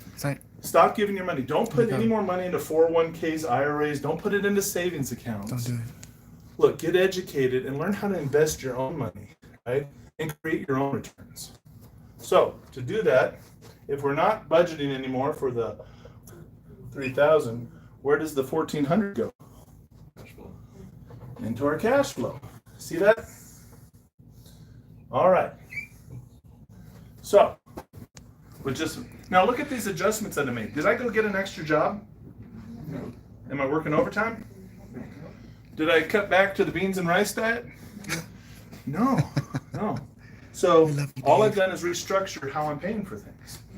So I put $5,000 on the card, but I still have $3,000 of expenses. Mortgage, car, lifestyle, right? I got to pay for that.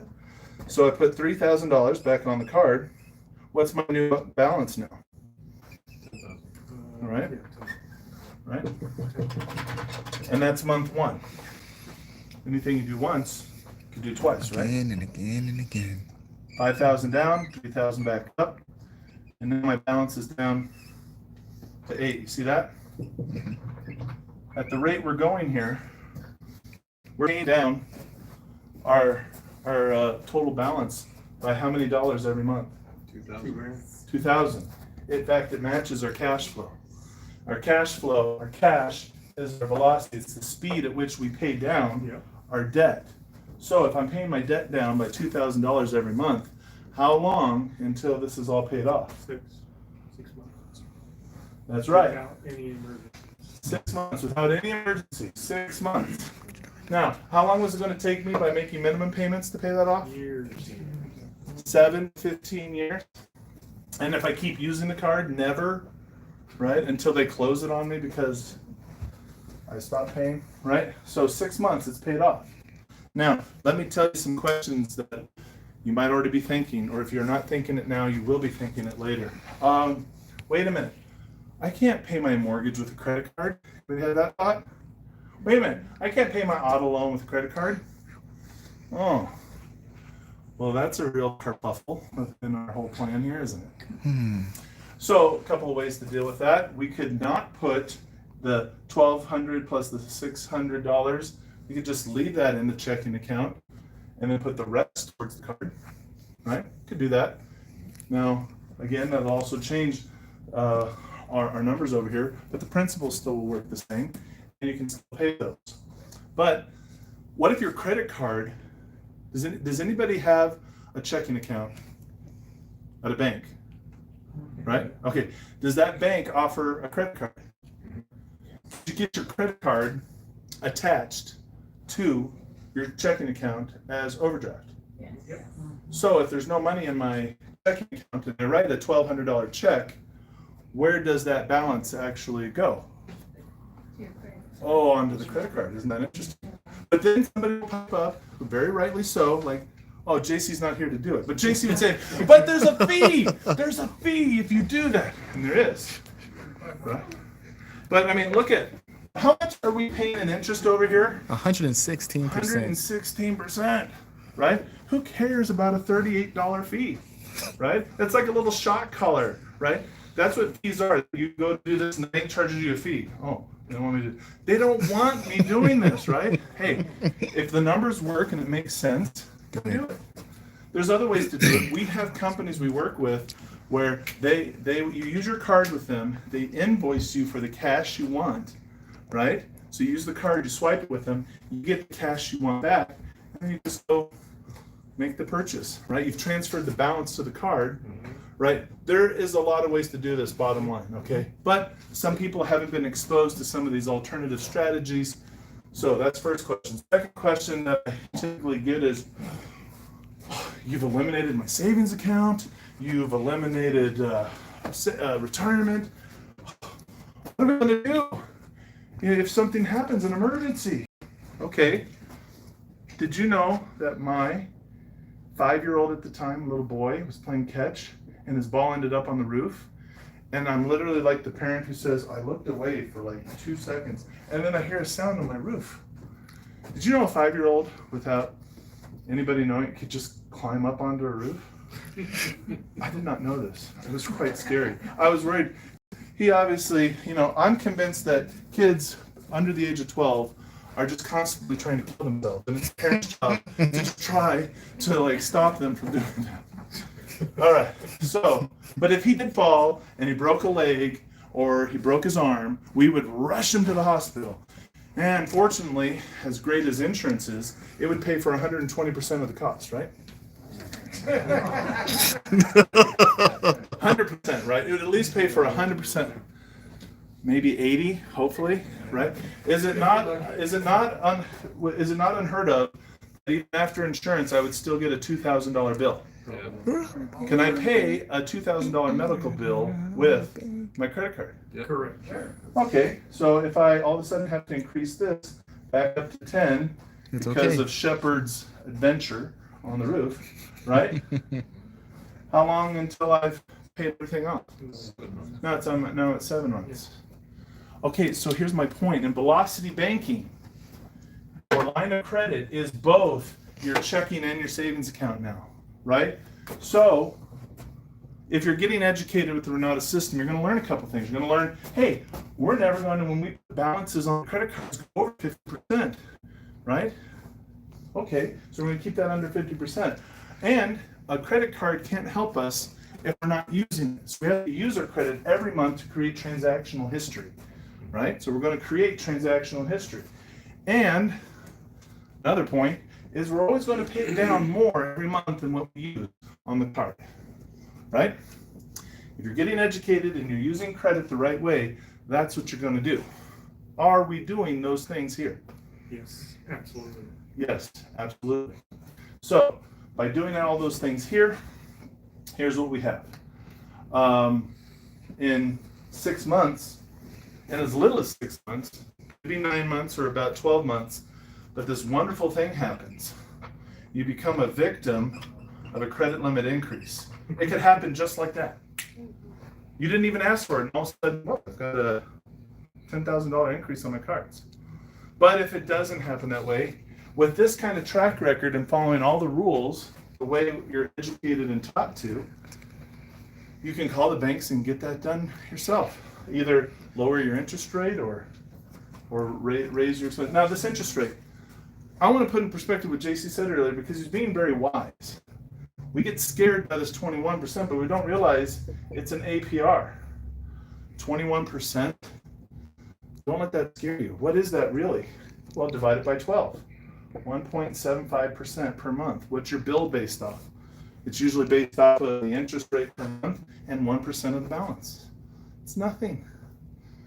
What if I wanted to make a $2,000 purchase at that interest rate? I don't know. Let's say there's something out there for $2,000 I want to purchase, right? What would that cost me on this credit card? Minimum payment, but we won't use minimum. Minimum payment would be like $48, right? We get caught up on costs. Things look so expensive to us, but with velocity banking, everything is within your grasp. You want to pay for something that's $20,000 with a line of credit like this? You could get that done with this kind of cash flow. If I put a $20,000 balance on this line over here, how long would it take me to pay that off with this cash flow? How long? 10 months. Big deal. I mean, we don't have to let numbers scare us anymore when we start using velocity banking. Do you understand? Like, I don't have to look at prices anymore. I just need to know what is my cash flow, what is my line of credit, and I can manage any debt. Do I have to let $200,000 scare me? No. In fact, well, I mean, I can't put all $200,000 on this line of credit, but I can take 13. Why don't I put 13 on there, right? Because I don't want to go above 50%, right, of my line of credit, and in my first month's payment, by the way, what's 50% of 25,000? 12,500. So I'm at 13.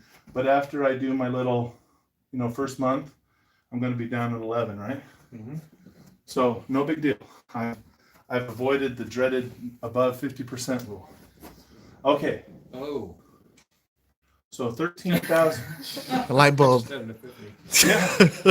Yeah, stay under 50% there, Keith. Okay. No, I know. All right, so if it took me 6 months to pay off 12 with a $2,000 a month cash flow, how many months is it going to take me to pay off 13? 6.5. Now, this whole time we haven't been talking about interest. There's still interest, right? It's 1.75% per month. Right, we got to factor that in. So over 6.5 months, the interest on that would be $1,490 rounded. All right. So the bank, are they still getting paid? Yes. Of course. Now, let's show you the results. What is velocity banking? Over here. How long did we spend? 60 months, right? Here it is. 60 months. How much did we pay down the whole principal of the house? 13,000. 13,000. Fine. Over here, it took how many months to pay off 13,000? 6.5 versus 60. Okay. Over here, we paid how much in interest? $59,000 of interest. Over here, we paid how much in interest? 1,490. So not only is it faster, right? But do you see that it's cheaper? Right? Guys, if this was the example, if you're 5 years into your mortgage and you just now started velocity banking and you keep following this example, ... you paid off your house in 5 years. Not only have you paid off your house, guys, I'm also going to tell you, you've paid off your autos.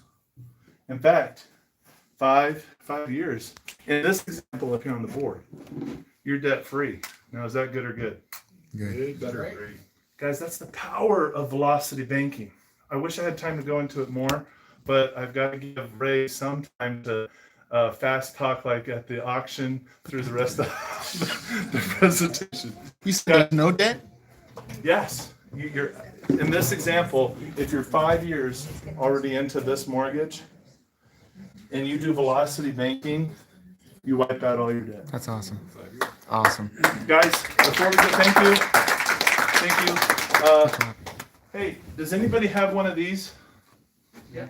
Guys, hold them right now. Hold them above your head. Prove it. Right? Trust but verify. All right, take this phone and go to your Google Play Store or go to the Apple Store and search Renatus. Renatus. I'll put it up here. Right up there. Joseph. RCNATUS, and then also look up velocity, right? Velocity banking. You'll see a little app. Here's what's great. It's a calculator. You can put your own numbers, right? All these numbers here in the black, make it your numbers. It's a calculator that resides on your phone. It shares no information. In fact, every time you close out of it, it dumps all of its memory. So it's done. It doesn't remember. But you can go in, put your own numbers in, and see how much you could save in interest, how soon you could be out of debt using velocity banking in your life. Thank you so much for having me. God bless you. Awesome, Joseph. Good job. Here's your present. Thank you, sir. Man, isn't that good stuff? That's awesome. Did anybody Awesome, good. want to cry? For joy? I was so excited the first time I heard that. Actually, it was For at joy. 3 o'clock in the morning Yes. when I had finished this class, because he just gave you a little bit of how this even starts. But there's so many other aspects to how do you do this properly? Advanced. How do you avoid all those fees? How do you do it properly with credit cards, credit lines, all those things? There's so many details. So this is actually a 2-day class that Renas has. I mean, we're talking almost 12 hours of training to first take you through the basics of it, but then to take you through the more advanced level, doing it for your business. But let's be honest, if we don't even know how to manage our credit in the first place, how do we even get there? So that's what's the other cool thing about Renatus is it teaches you as a whole class on credit management, on just anybody determined to not ever use credit cards. Okay. You got to build a credit score, regardless if you want to use credit or not, because jobs depend on it. Yep. Your insurance depends on it. If you want to buy a house, your car payments, your interest rates on your car loans, leases, are directly correlated to your credit score. So if you want to save money, you're going to have to manage your credit properly. There's 2 reasons why we don't want to use our credit. You're like myself, where I know very closely and personally that it has destroyed families. You know, families get divorces because of credit. Did you guys know that finances is the #1 reason for divorce? The #1 reason. And I'm going to jump out on a limb here. 95% of that is revolving around credit. That's usually where all the problems happen. It's like getting a match as a child. Nobody knows how to use it, and so it's a knife. Would you give a child a knife? No. Because they're going to hurt themselves or somebody else with it, right? That's credit cards. We're given credit cards as babies. Even if we're 25 and we get our first credit card, we're a baby. We don't know how to use it. And that's the problem. Oh, and this is the key, is the wealthy use systems. And we're just about finished, folks, and I just want to wrap this up. Joseph did an amazing job with your Picasso here, but this, I'd drive myself nuts if I quit. If you haven't figured out what you're passionate about, because you never will. I mean, I'm understanding sleep is important. It is. You have to get sleep to function properly. I'm ineffective if I don't sleep. But I would love to just work. I love what I do. And I don't mean to say that to brag, and it's hard sometimes because I love to brag. And it's not on purpose though. I'm just so excited because you guys don't understand. 3.5 years ago when I found this group, like I was like, a year before that, I was looking at going to prison. I was in therapy because I was an alcoholic. I was sitting at bus stops hoping for a car. Like, you guys have no idea. Like, what this group has done for me, it's life-changing. And so sometimes it may come across that I'm like bragging a little bit, but I'm just so excited because I feel like I made it at this point because I failed so hard. If I did not find Renatus, I might be in jail right now. That is the cold hard truth. And so that is why I'm so excited to share this with you. Because I found out with the wealthy, it's not money. It's up here. Like I'm truly now wealthy in my mind, or at least getting there. Because I know that this is what it takes. It takes hard work. It takes passion. And regardless if real estate's your passion or not, it's what you can do with it. Right on.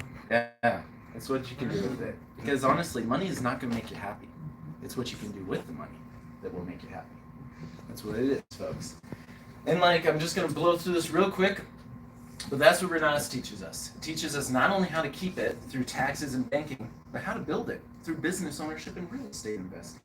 It's really what it is. If you look at every successful person who's done everything, like Bill Gates, business ownership and real estate.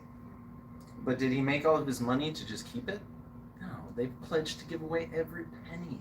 That's what's so cool. That's where it's at. McDonald's is the same thing. Is McDonald's a restaurant? Or is it a real estate company? Look into it. And it's ran by teenagers. That's the power of a system. Yes, it's like a 24-year-old or 34-year-old troublemaker. How can he create something with his life? Through a system. That's all Renatus is. We talked about this, taxes, banking, business, real estate, and all wrapped around education. This is my beautiful little family. I'm so lucky to have them because, I talked about getting in trouble. When my wife found out she was pregnant with her, I was sitting in jail. And I couldn't even go to the first doctor's appointment. That's why I did this. So I'm not a fool anymore. And then I get to actually spend time with them. And this is, we're going to be down there, and I think next week or the next week, building houses in Mexico. I can't do that if I have to work all the time. Does anybody have children? Yep. Anybody want to have children? I mean, eventually you want to have kids. No. You guys are mixing my words. That's what I'm trying to say. I love my wife. She's up front. She's a beautiful lady. We know what you're saying. But these kids, if you haven't had kids or you want to have kids, your goal is to just do it a little bit better than your parents did. That's really what it is. I don't have any problem with it. My parents, they did the best they could. My goal is just to do it a little bit better. So I start to teach them these things that I've learned. Like this little lady. We found this little candy machine at the yard sale. It's just the principles of learning to create something, purchase something that will start to pay you dividends, and just to manage things. She's, I have her in horseback riding, and so that was one of her little things. She loves horses. I also heard that if you get girls involved in horses, they will fall in love with horses and they will stay away from boys when they're 16. That's the real reason. Yes, it is. Because I'm terrified that one day that Ray knocks on the door, "Oh, I want to take out your daughter." And then I go, okay. No, we don't want to do that. So, but she was like, Ray's beautiful. it's one of these things that she starts to think about. She's like, "Oh, can I get a horse for my birthday?" And I was like, "Oh, let's go look at horses." Oh, $10,000 down, and it's like $1,200 a month to take care of the horse. That's a house. No, you're not getting a house that can die. We're not doing that. And then so she's like, "Well, I want to save up and buy a horse." Perfect. Let's start bringing you in some money. And then she looked at it and she's like, she made $10 Number two clients are. And then she started thinking, she's like, "Well, how much does a horse cost?" I'm like, "God, a lot Everyone's more than about that. that candy. Minimum $800 a month." She's like, "So how many machines do I need?" How many machines do I need? I almost cried. Wow. It's starting to think, and I hope, my hope is that I can provide these things, but I can't guarantee that she'll do anything with it. But all I can do is try my best. That's all I can. So, we're almost done here. I'm gonna flip to this. We were just talking about some of the deals and stuff that we've been just doing. beginning. You'll get to that, but myrenatus.com, check it out. It's this will be a place where you can get some information on all the different trainings that we have. Okay, what's really cool is we're going to run through it, but this is Bob Snyder. He was the creator.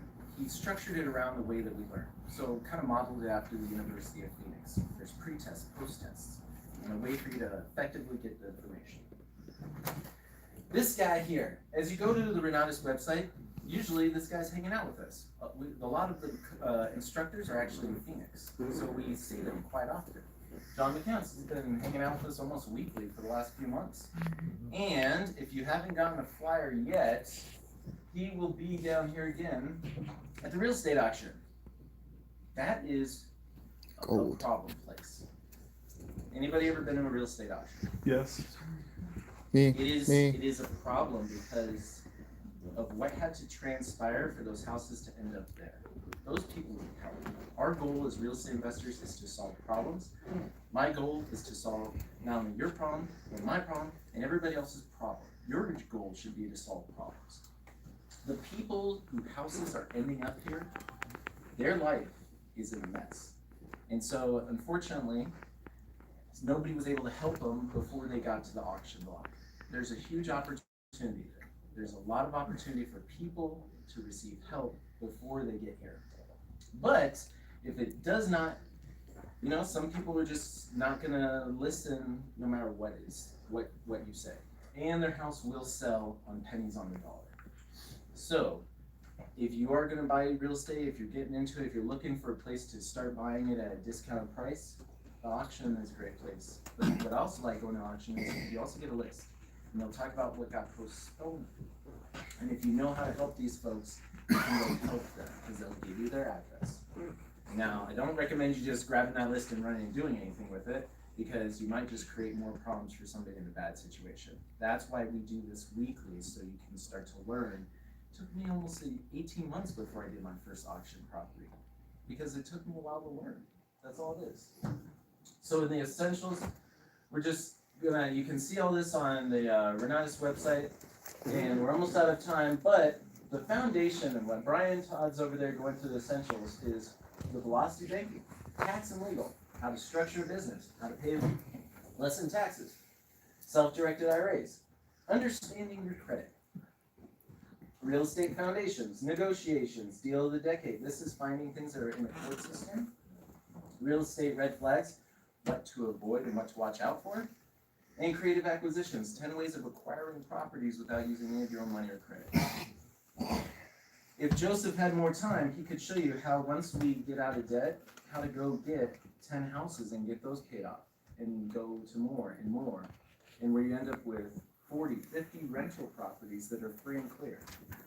And then you can start to dream.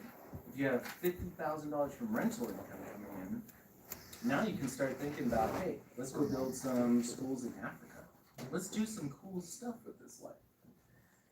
So this is where we get people started. And that's over 60 hours of essentials education. And of course, we want you guys to check this out. We want you guys to come back to some trainings and see what this is and if this works for you before you ever make a decision. Weekly group coaching, webinars, and it's only $19.97. And the cool thing is you get that for the life of the company. It's not like you pay this one time and then it's good for only 12 months. You actually, as long as you're doing okay and you don't do anything unethical, you get it for as long as the company's around. And the cool thing is, anybody ever gone to college? Yeah. I guarantee you probably didn't have all that money sitting there ready to go. No, money is not the problem. And if you need help finding this, help you find it. Because it's only $2,000. We can help you find that. And what do you do after that? That's enough to keep your money. Now let's figure out how to build your wealth. So we go through different aspects, and there's business management, there's wholesaling, lease ops, auctions. Not going to go into full depth in this. We can do that at a later time. Fix and flips, rental properties. You want to get some apartment buildings. You may have never even thought that was possible. Or you're like, hey, I don't want any rentals ever. Well, do what the bank does. JC and Linda does. The paper side of things. You can literally do what the banks do and hold mortgages on properties. They're called something different, but that's what you can do. Short sales and foreclosures. Foreclosures still a thing. Short sales, they still happen, but they're not as big as they were back in like 2011, 2012, but they will come back. There will be a shift. And right now, our goal is to help people get trained up because the market's doing really good. But things do not go good forever. At some point, not running around like, I'm not saying next week. At some point, there will be a correction. You just want to make sure that you're prepared. Commercial real estate. Anybody seen any vacant malls? What transpired and what has made the huge shift in commercial? How do you take Amazon. advantage of that? Or you want to retire in real estate. Why doesn't Amazon go back to acceleration. those malls? Are you even just distribution zone. property Sorry.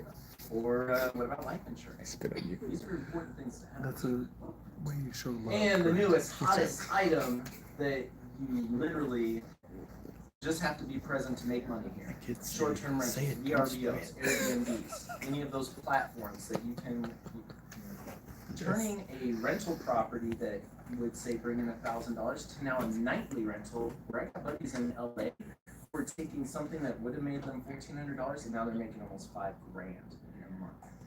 Especially in Anaheim, areas like any vacation destination, but not even vacation destinations. We got a guy in this group, Zach. He's got a property by the Tucson Mall on the river. You're like, who would ever rent this? Booked, booked, booked, booked. Doesn't matter where it is, people are moving away from hotels. Anybody ever stayed in like a VRBO, Airbnb, vacation rental? Yeah. I will not ever, I don't like staying in hotels. I love the fact that I can live in like a house. Kitchen, especially with kids. It's easy. So where do you get started? There's the essentials, there's the advanced, which is 2 of the courses. Or like I did, I was like, hey, if you guys are gonna find me $20,000, I can't pay my mortgage. I did that one. Both. And then following the expiration, so you do get it for 12-month redemption. But this is the cool thing: as long as you haven't done anything unethically or started to do things that go against your education agreements, then you get to have it complimentary access for as long as you get it. And any classes that are added into that, you get those as well. And any updates. So every year, new tax and legal information, you get that no charge. I've had to pay for extra classes because I failed in PMO. You know? Great thing is, I can take this until I get 100%, because that's what Renatus has, is 100% is the passing grade. So you just keep going until you get 100. Because if I'm playing with your, well, I shouldn't say playing. Investing? If I am using your retirement account, do you want to know that I got 100% on that's taught by the national or one of the best in the country? You do. So this is what Renatus offers you: live classes in studio, streamed online classes, group coaching, one-on-one coaching. If you have the whole boat, live customer service reps there in Utah. I've met most of them in person in Utah. I love all of them. Cost of tuition, that's always crazy. And we'll finish with this. If you're going to plan on using a normal 401k IRA, these are the funds that you're going to need to have for however long you want to retire. So let's say you need $3,000 a month coming in for 20 years. By the time you retire with a normal retirement account, you're going to need to have $1 million sitting there. That's just the way it is. Me, I mean, I don't know. I most of the people I know that are over 60 don't even have this. That's a big problem. I did not know how I was going to make it to this. That's crazy. And if I wanted even more, let's say you want to shoot for the stars and get $20,000 a month, $7 million you got sitting in there. Can't make that. $7 We're million. making $100,000 a year, or I mean like $30,000 a year. But then it goes down each year. Sorry. Anyway, can't get there on $30,000 a year. So That's accumulating. if this is something you're wanting to look into, I'm here to help you. There's a lot of people here that have been using this with success. That's all it is. We're sharing what has worked for us. We invite you to keep coming back, plugging in, because there's a lot of different things that we do. What are some of the other things you can plug into? This Saturday, 9 to 10 a.m. We're going to take a little field trip over to a fix and flip that is actually down in Green Valley. So we have properties that are going on all over the place here: Vista, Tucson, Green Valley, Phoenix. But this is one of those cool things. This is a 55 and up neighborhood. It's a complete remodel, full house, and this is what's really neat. Is you get to see what was done on this property, but then what if things don't go according to plan? How are you ready and prepared to transition? So that's the other thing too, transitioning, because is there a possibility your fix and flip does not go according to plan? No. No. Anybody that has done a fix and flip knows that you encounter some obstacles. And so by us sharing those It obstacles, always goes according to plan. hopefully God's you plan. know how to avoid those. That is our goal. Do you have a question, sir? I do. What if someone wanted to make an offer on that house right there on the property tour? And they can make Okay. Who would they see for that? The Frank, host. Doug, Okay. Awesome. Raina, Awesome. because they're the owners of this property. Perfect. You also have another fix and flip that's going on right now. That's a real thing. That's finishing up and getting on the market. So that's kind of cool. You get to talk to these guys. Frank, 30 years in the landscaping business, owning his own 50-50. business. Doug, 30 years in the tech world and IT support. How those two guys came together because of this group and now are doing hundreds of thousands of dollars of fix and flips with none of their own money. And it's one of these crazy things that I was always afraid of the money. And sometimes I have to dial myself back because I'm like, oh, 100 times. But it's hard to, once you understand that money is just a tool, and you start to not think about it in the same way. And so our goal for you is to get to that point where you start thinking about how important your time is in your relationships. That's what's important. And then, of course, super exciting. No meeting next Thursday because it's Halloween and half of you won't show up because you're going to take your kids out, and the other half aren't going to show up because you're going to hand out candy. Or the other half are going to not show up because you don't want anybody in your house. So we're not going to be meeting, but my buddy John, like we said, he's going to be down at the Pima County Superior Courthouse at the little steps of the courthouse. So this is in the morning. The auction starts at 9. Have him training on the whole process. What was that timeline to those houses actually getting there? Has this guy training ever done a deal? Yes, he's done several hundred deals. Specialized in auctions and foreclosures for over 28 years. He's been in the real estate game for over 28 years. He's a broker. Yeah, I mean, this guy has a long list of credentials. So that's who you should be learning from. That's who Let me answer that question. So, Jeremiah. take just, so we can plan on flyers, things Short like answer that. is every Get back with Thursday. the person who invited you What do you here. want to learn? That way we know who's coming. Also, especially on like property tours and stuff like that, it's a safety thing. That's all it is. So. Also, there's a lunch after that, Oh yeah. Superior Court, and John will be there, and we can ask all the questions you want. Any of these guys. Great. Thanks, Linda. Informative. Right after this, we'll probably. You know go what you need to across do? the street and maybe You need to back go ahead and get something the like Extreme that, Plus and combo right now, ask all the Jeremiah. questions you want. What do you think about that? Other than that, I want to thank you guys for sharing your time with us tonight. I really do. I want to thank you for coming out. I hope that you were able to actually take something away from this. We'll stick around for a few minutes, so if you have any questions, feel free to ask me. I'll be up here. Doug's here, JT, Linda, Joseph, myself, maybe Frank. So many people that can help you. Other than that, I will see you at one of these other events. Good night, and God bless.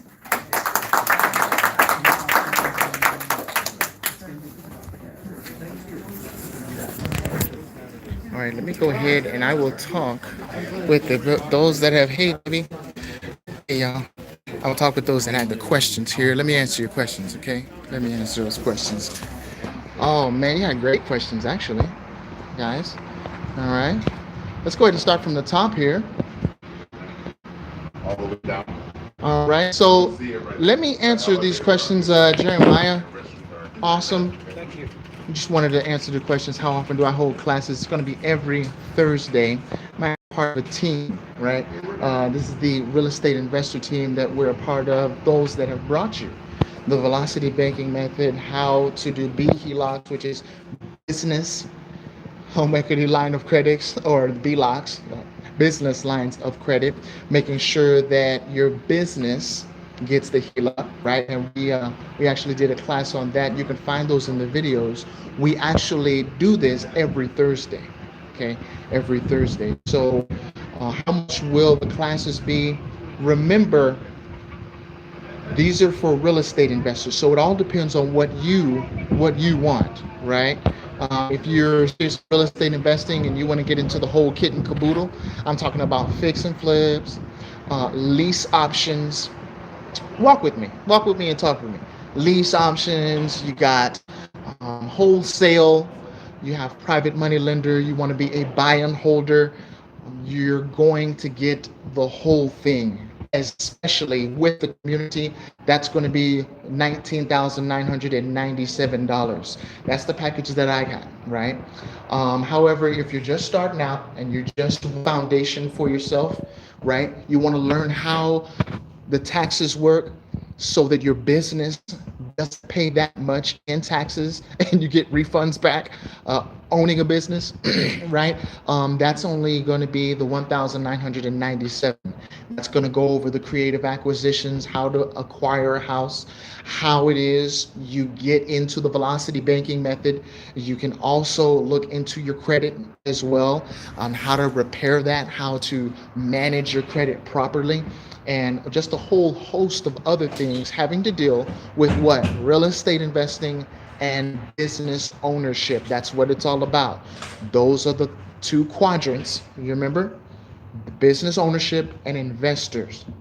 That's the quadrants we need to be in, okay, as people, right? We need to get out of the employment, self-employed mindset, and we need to get into the business ownership, investor mindset, okay? That's the mindset that says, hey, I don't mind paying taxes. Why? Because I got paid. Okay, so that one is $1,997, and that's just the essentials, okay? And you get everything you need to know to get started in investing and building your business, okay? And of course, we can talk about that even more. Credit Whiz at investorpro.org. What about subject to mortgage? Jeremiah, very, very good question. Subject to mortgage is going to be different than a loan assumption. You remember that the subject to is going to be where the mortgage actually stays in the owner's name. All right? We got to pause there. The mortgage is going to stay in the owner's name while you take over the payments. Period. So there's no down payment for you. There's no, okay. These people have written out an agreement, and of course, if you get the full bundle, we show you how to do that. There's also contracts, okay, documents, making sure you're solidified on the legal side of subject twos, pertaining to subject twos. So you're bulletproof there. So that's what a subject to is. You're just taking over the payment. So let's say they had a house that was worth the 200,000, right? And you don't want to go and buy a house the traditional way, or maybe you want to use it as a fix and flip. Okay? You're gonna talk to them, and say they're running behind on their, and they getting ready to foreclose. They're running behind on their payments or whatnot. Now you're coming along. You make a deal with them, and you're going to have that house for $1,200 a month while you fix it up, right? And you increase the value of the house. Okay, you're going to increase the value of the house, and then as you're paying the $1,200 a month, guess what? You're increasing the value of the house, and you're also going to move what is called a tenant in there, right? Because you made a deal with them. Now they're out of the house, okay? You're paying it, but now once the tenant gets in, who's paying it? Who's paying that mortgage? Now the tenant is paying the mortgage, and now their credit is getting better, all right? Those that moved out and made that deal with you, their credit is getting better, and now you have some cash flow coming into you, right?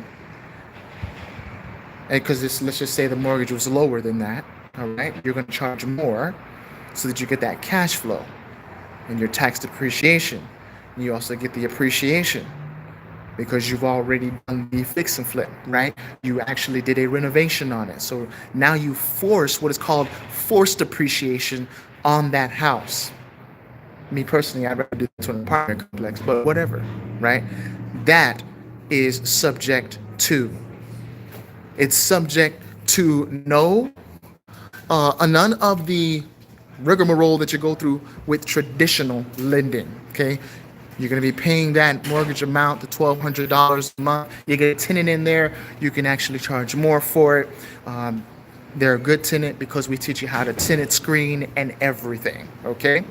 So now that they're in there, they're paying your mortgage. You're getting the cash flow. And as they're paying that mortgage, what's happening next? All right? it's that payment that you owe is going down, all right?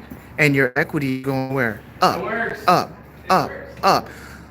To where finally, guess what? You can get a home equity line of credit, all right? Oh my word, all right? And then you can do that with another house. Now you can take that $20,000, let's say, and you can get a down payment on another property.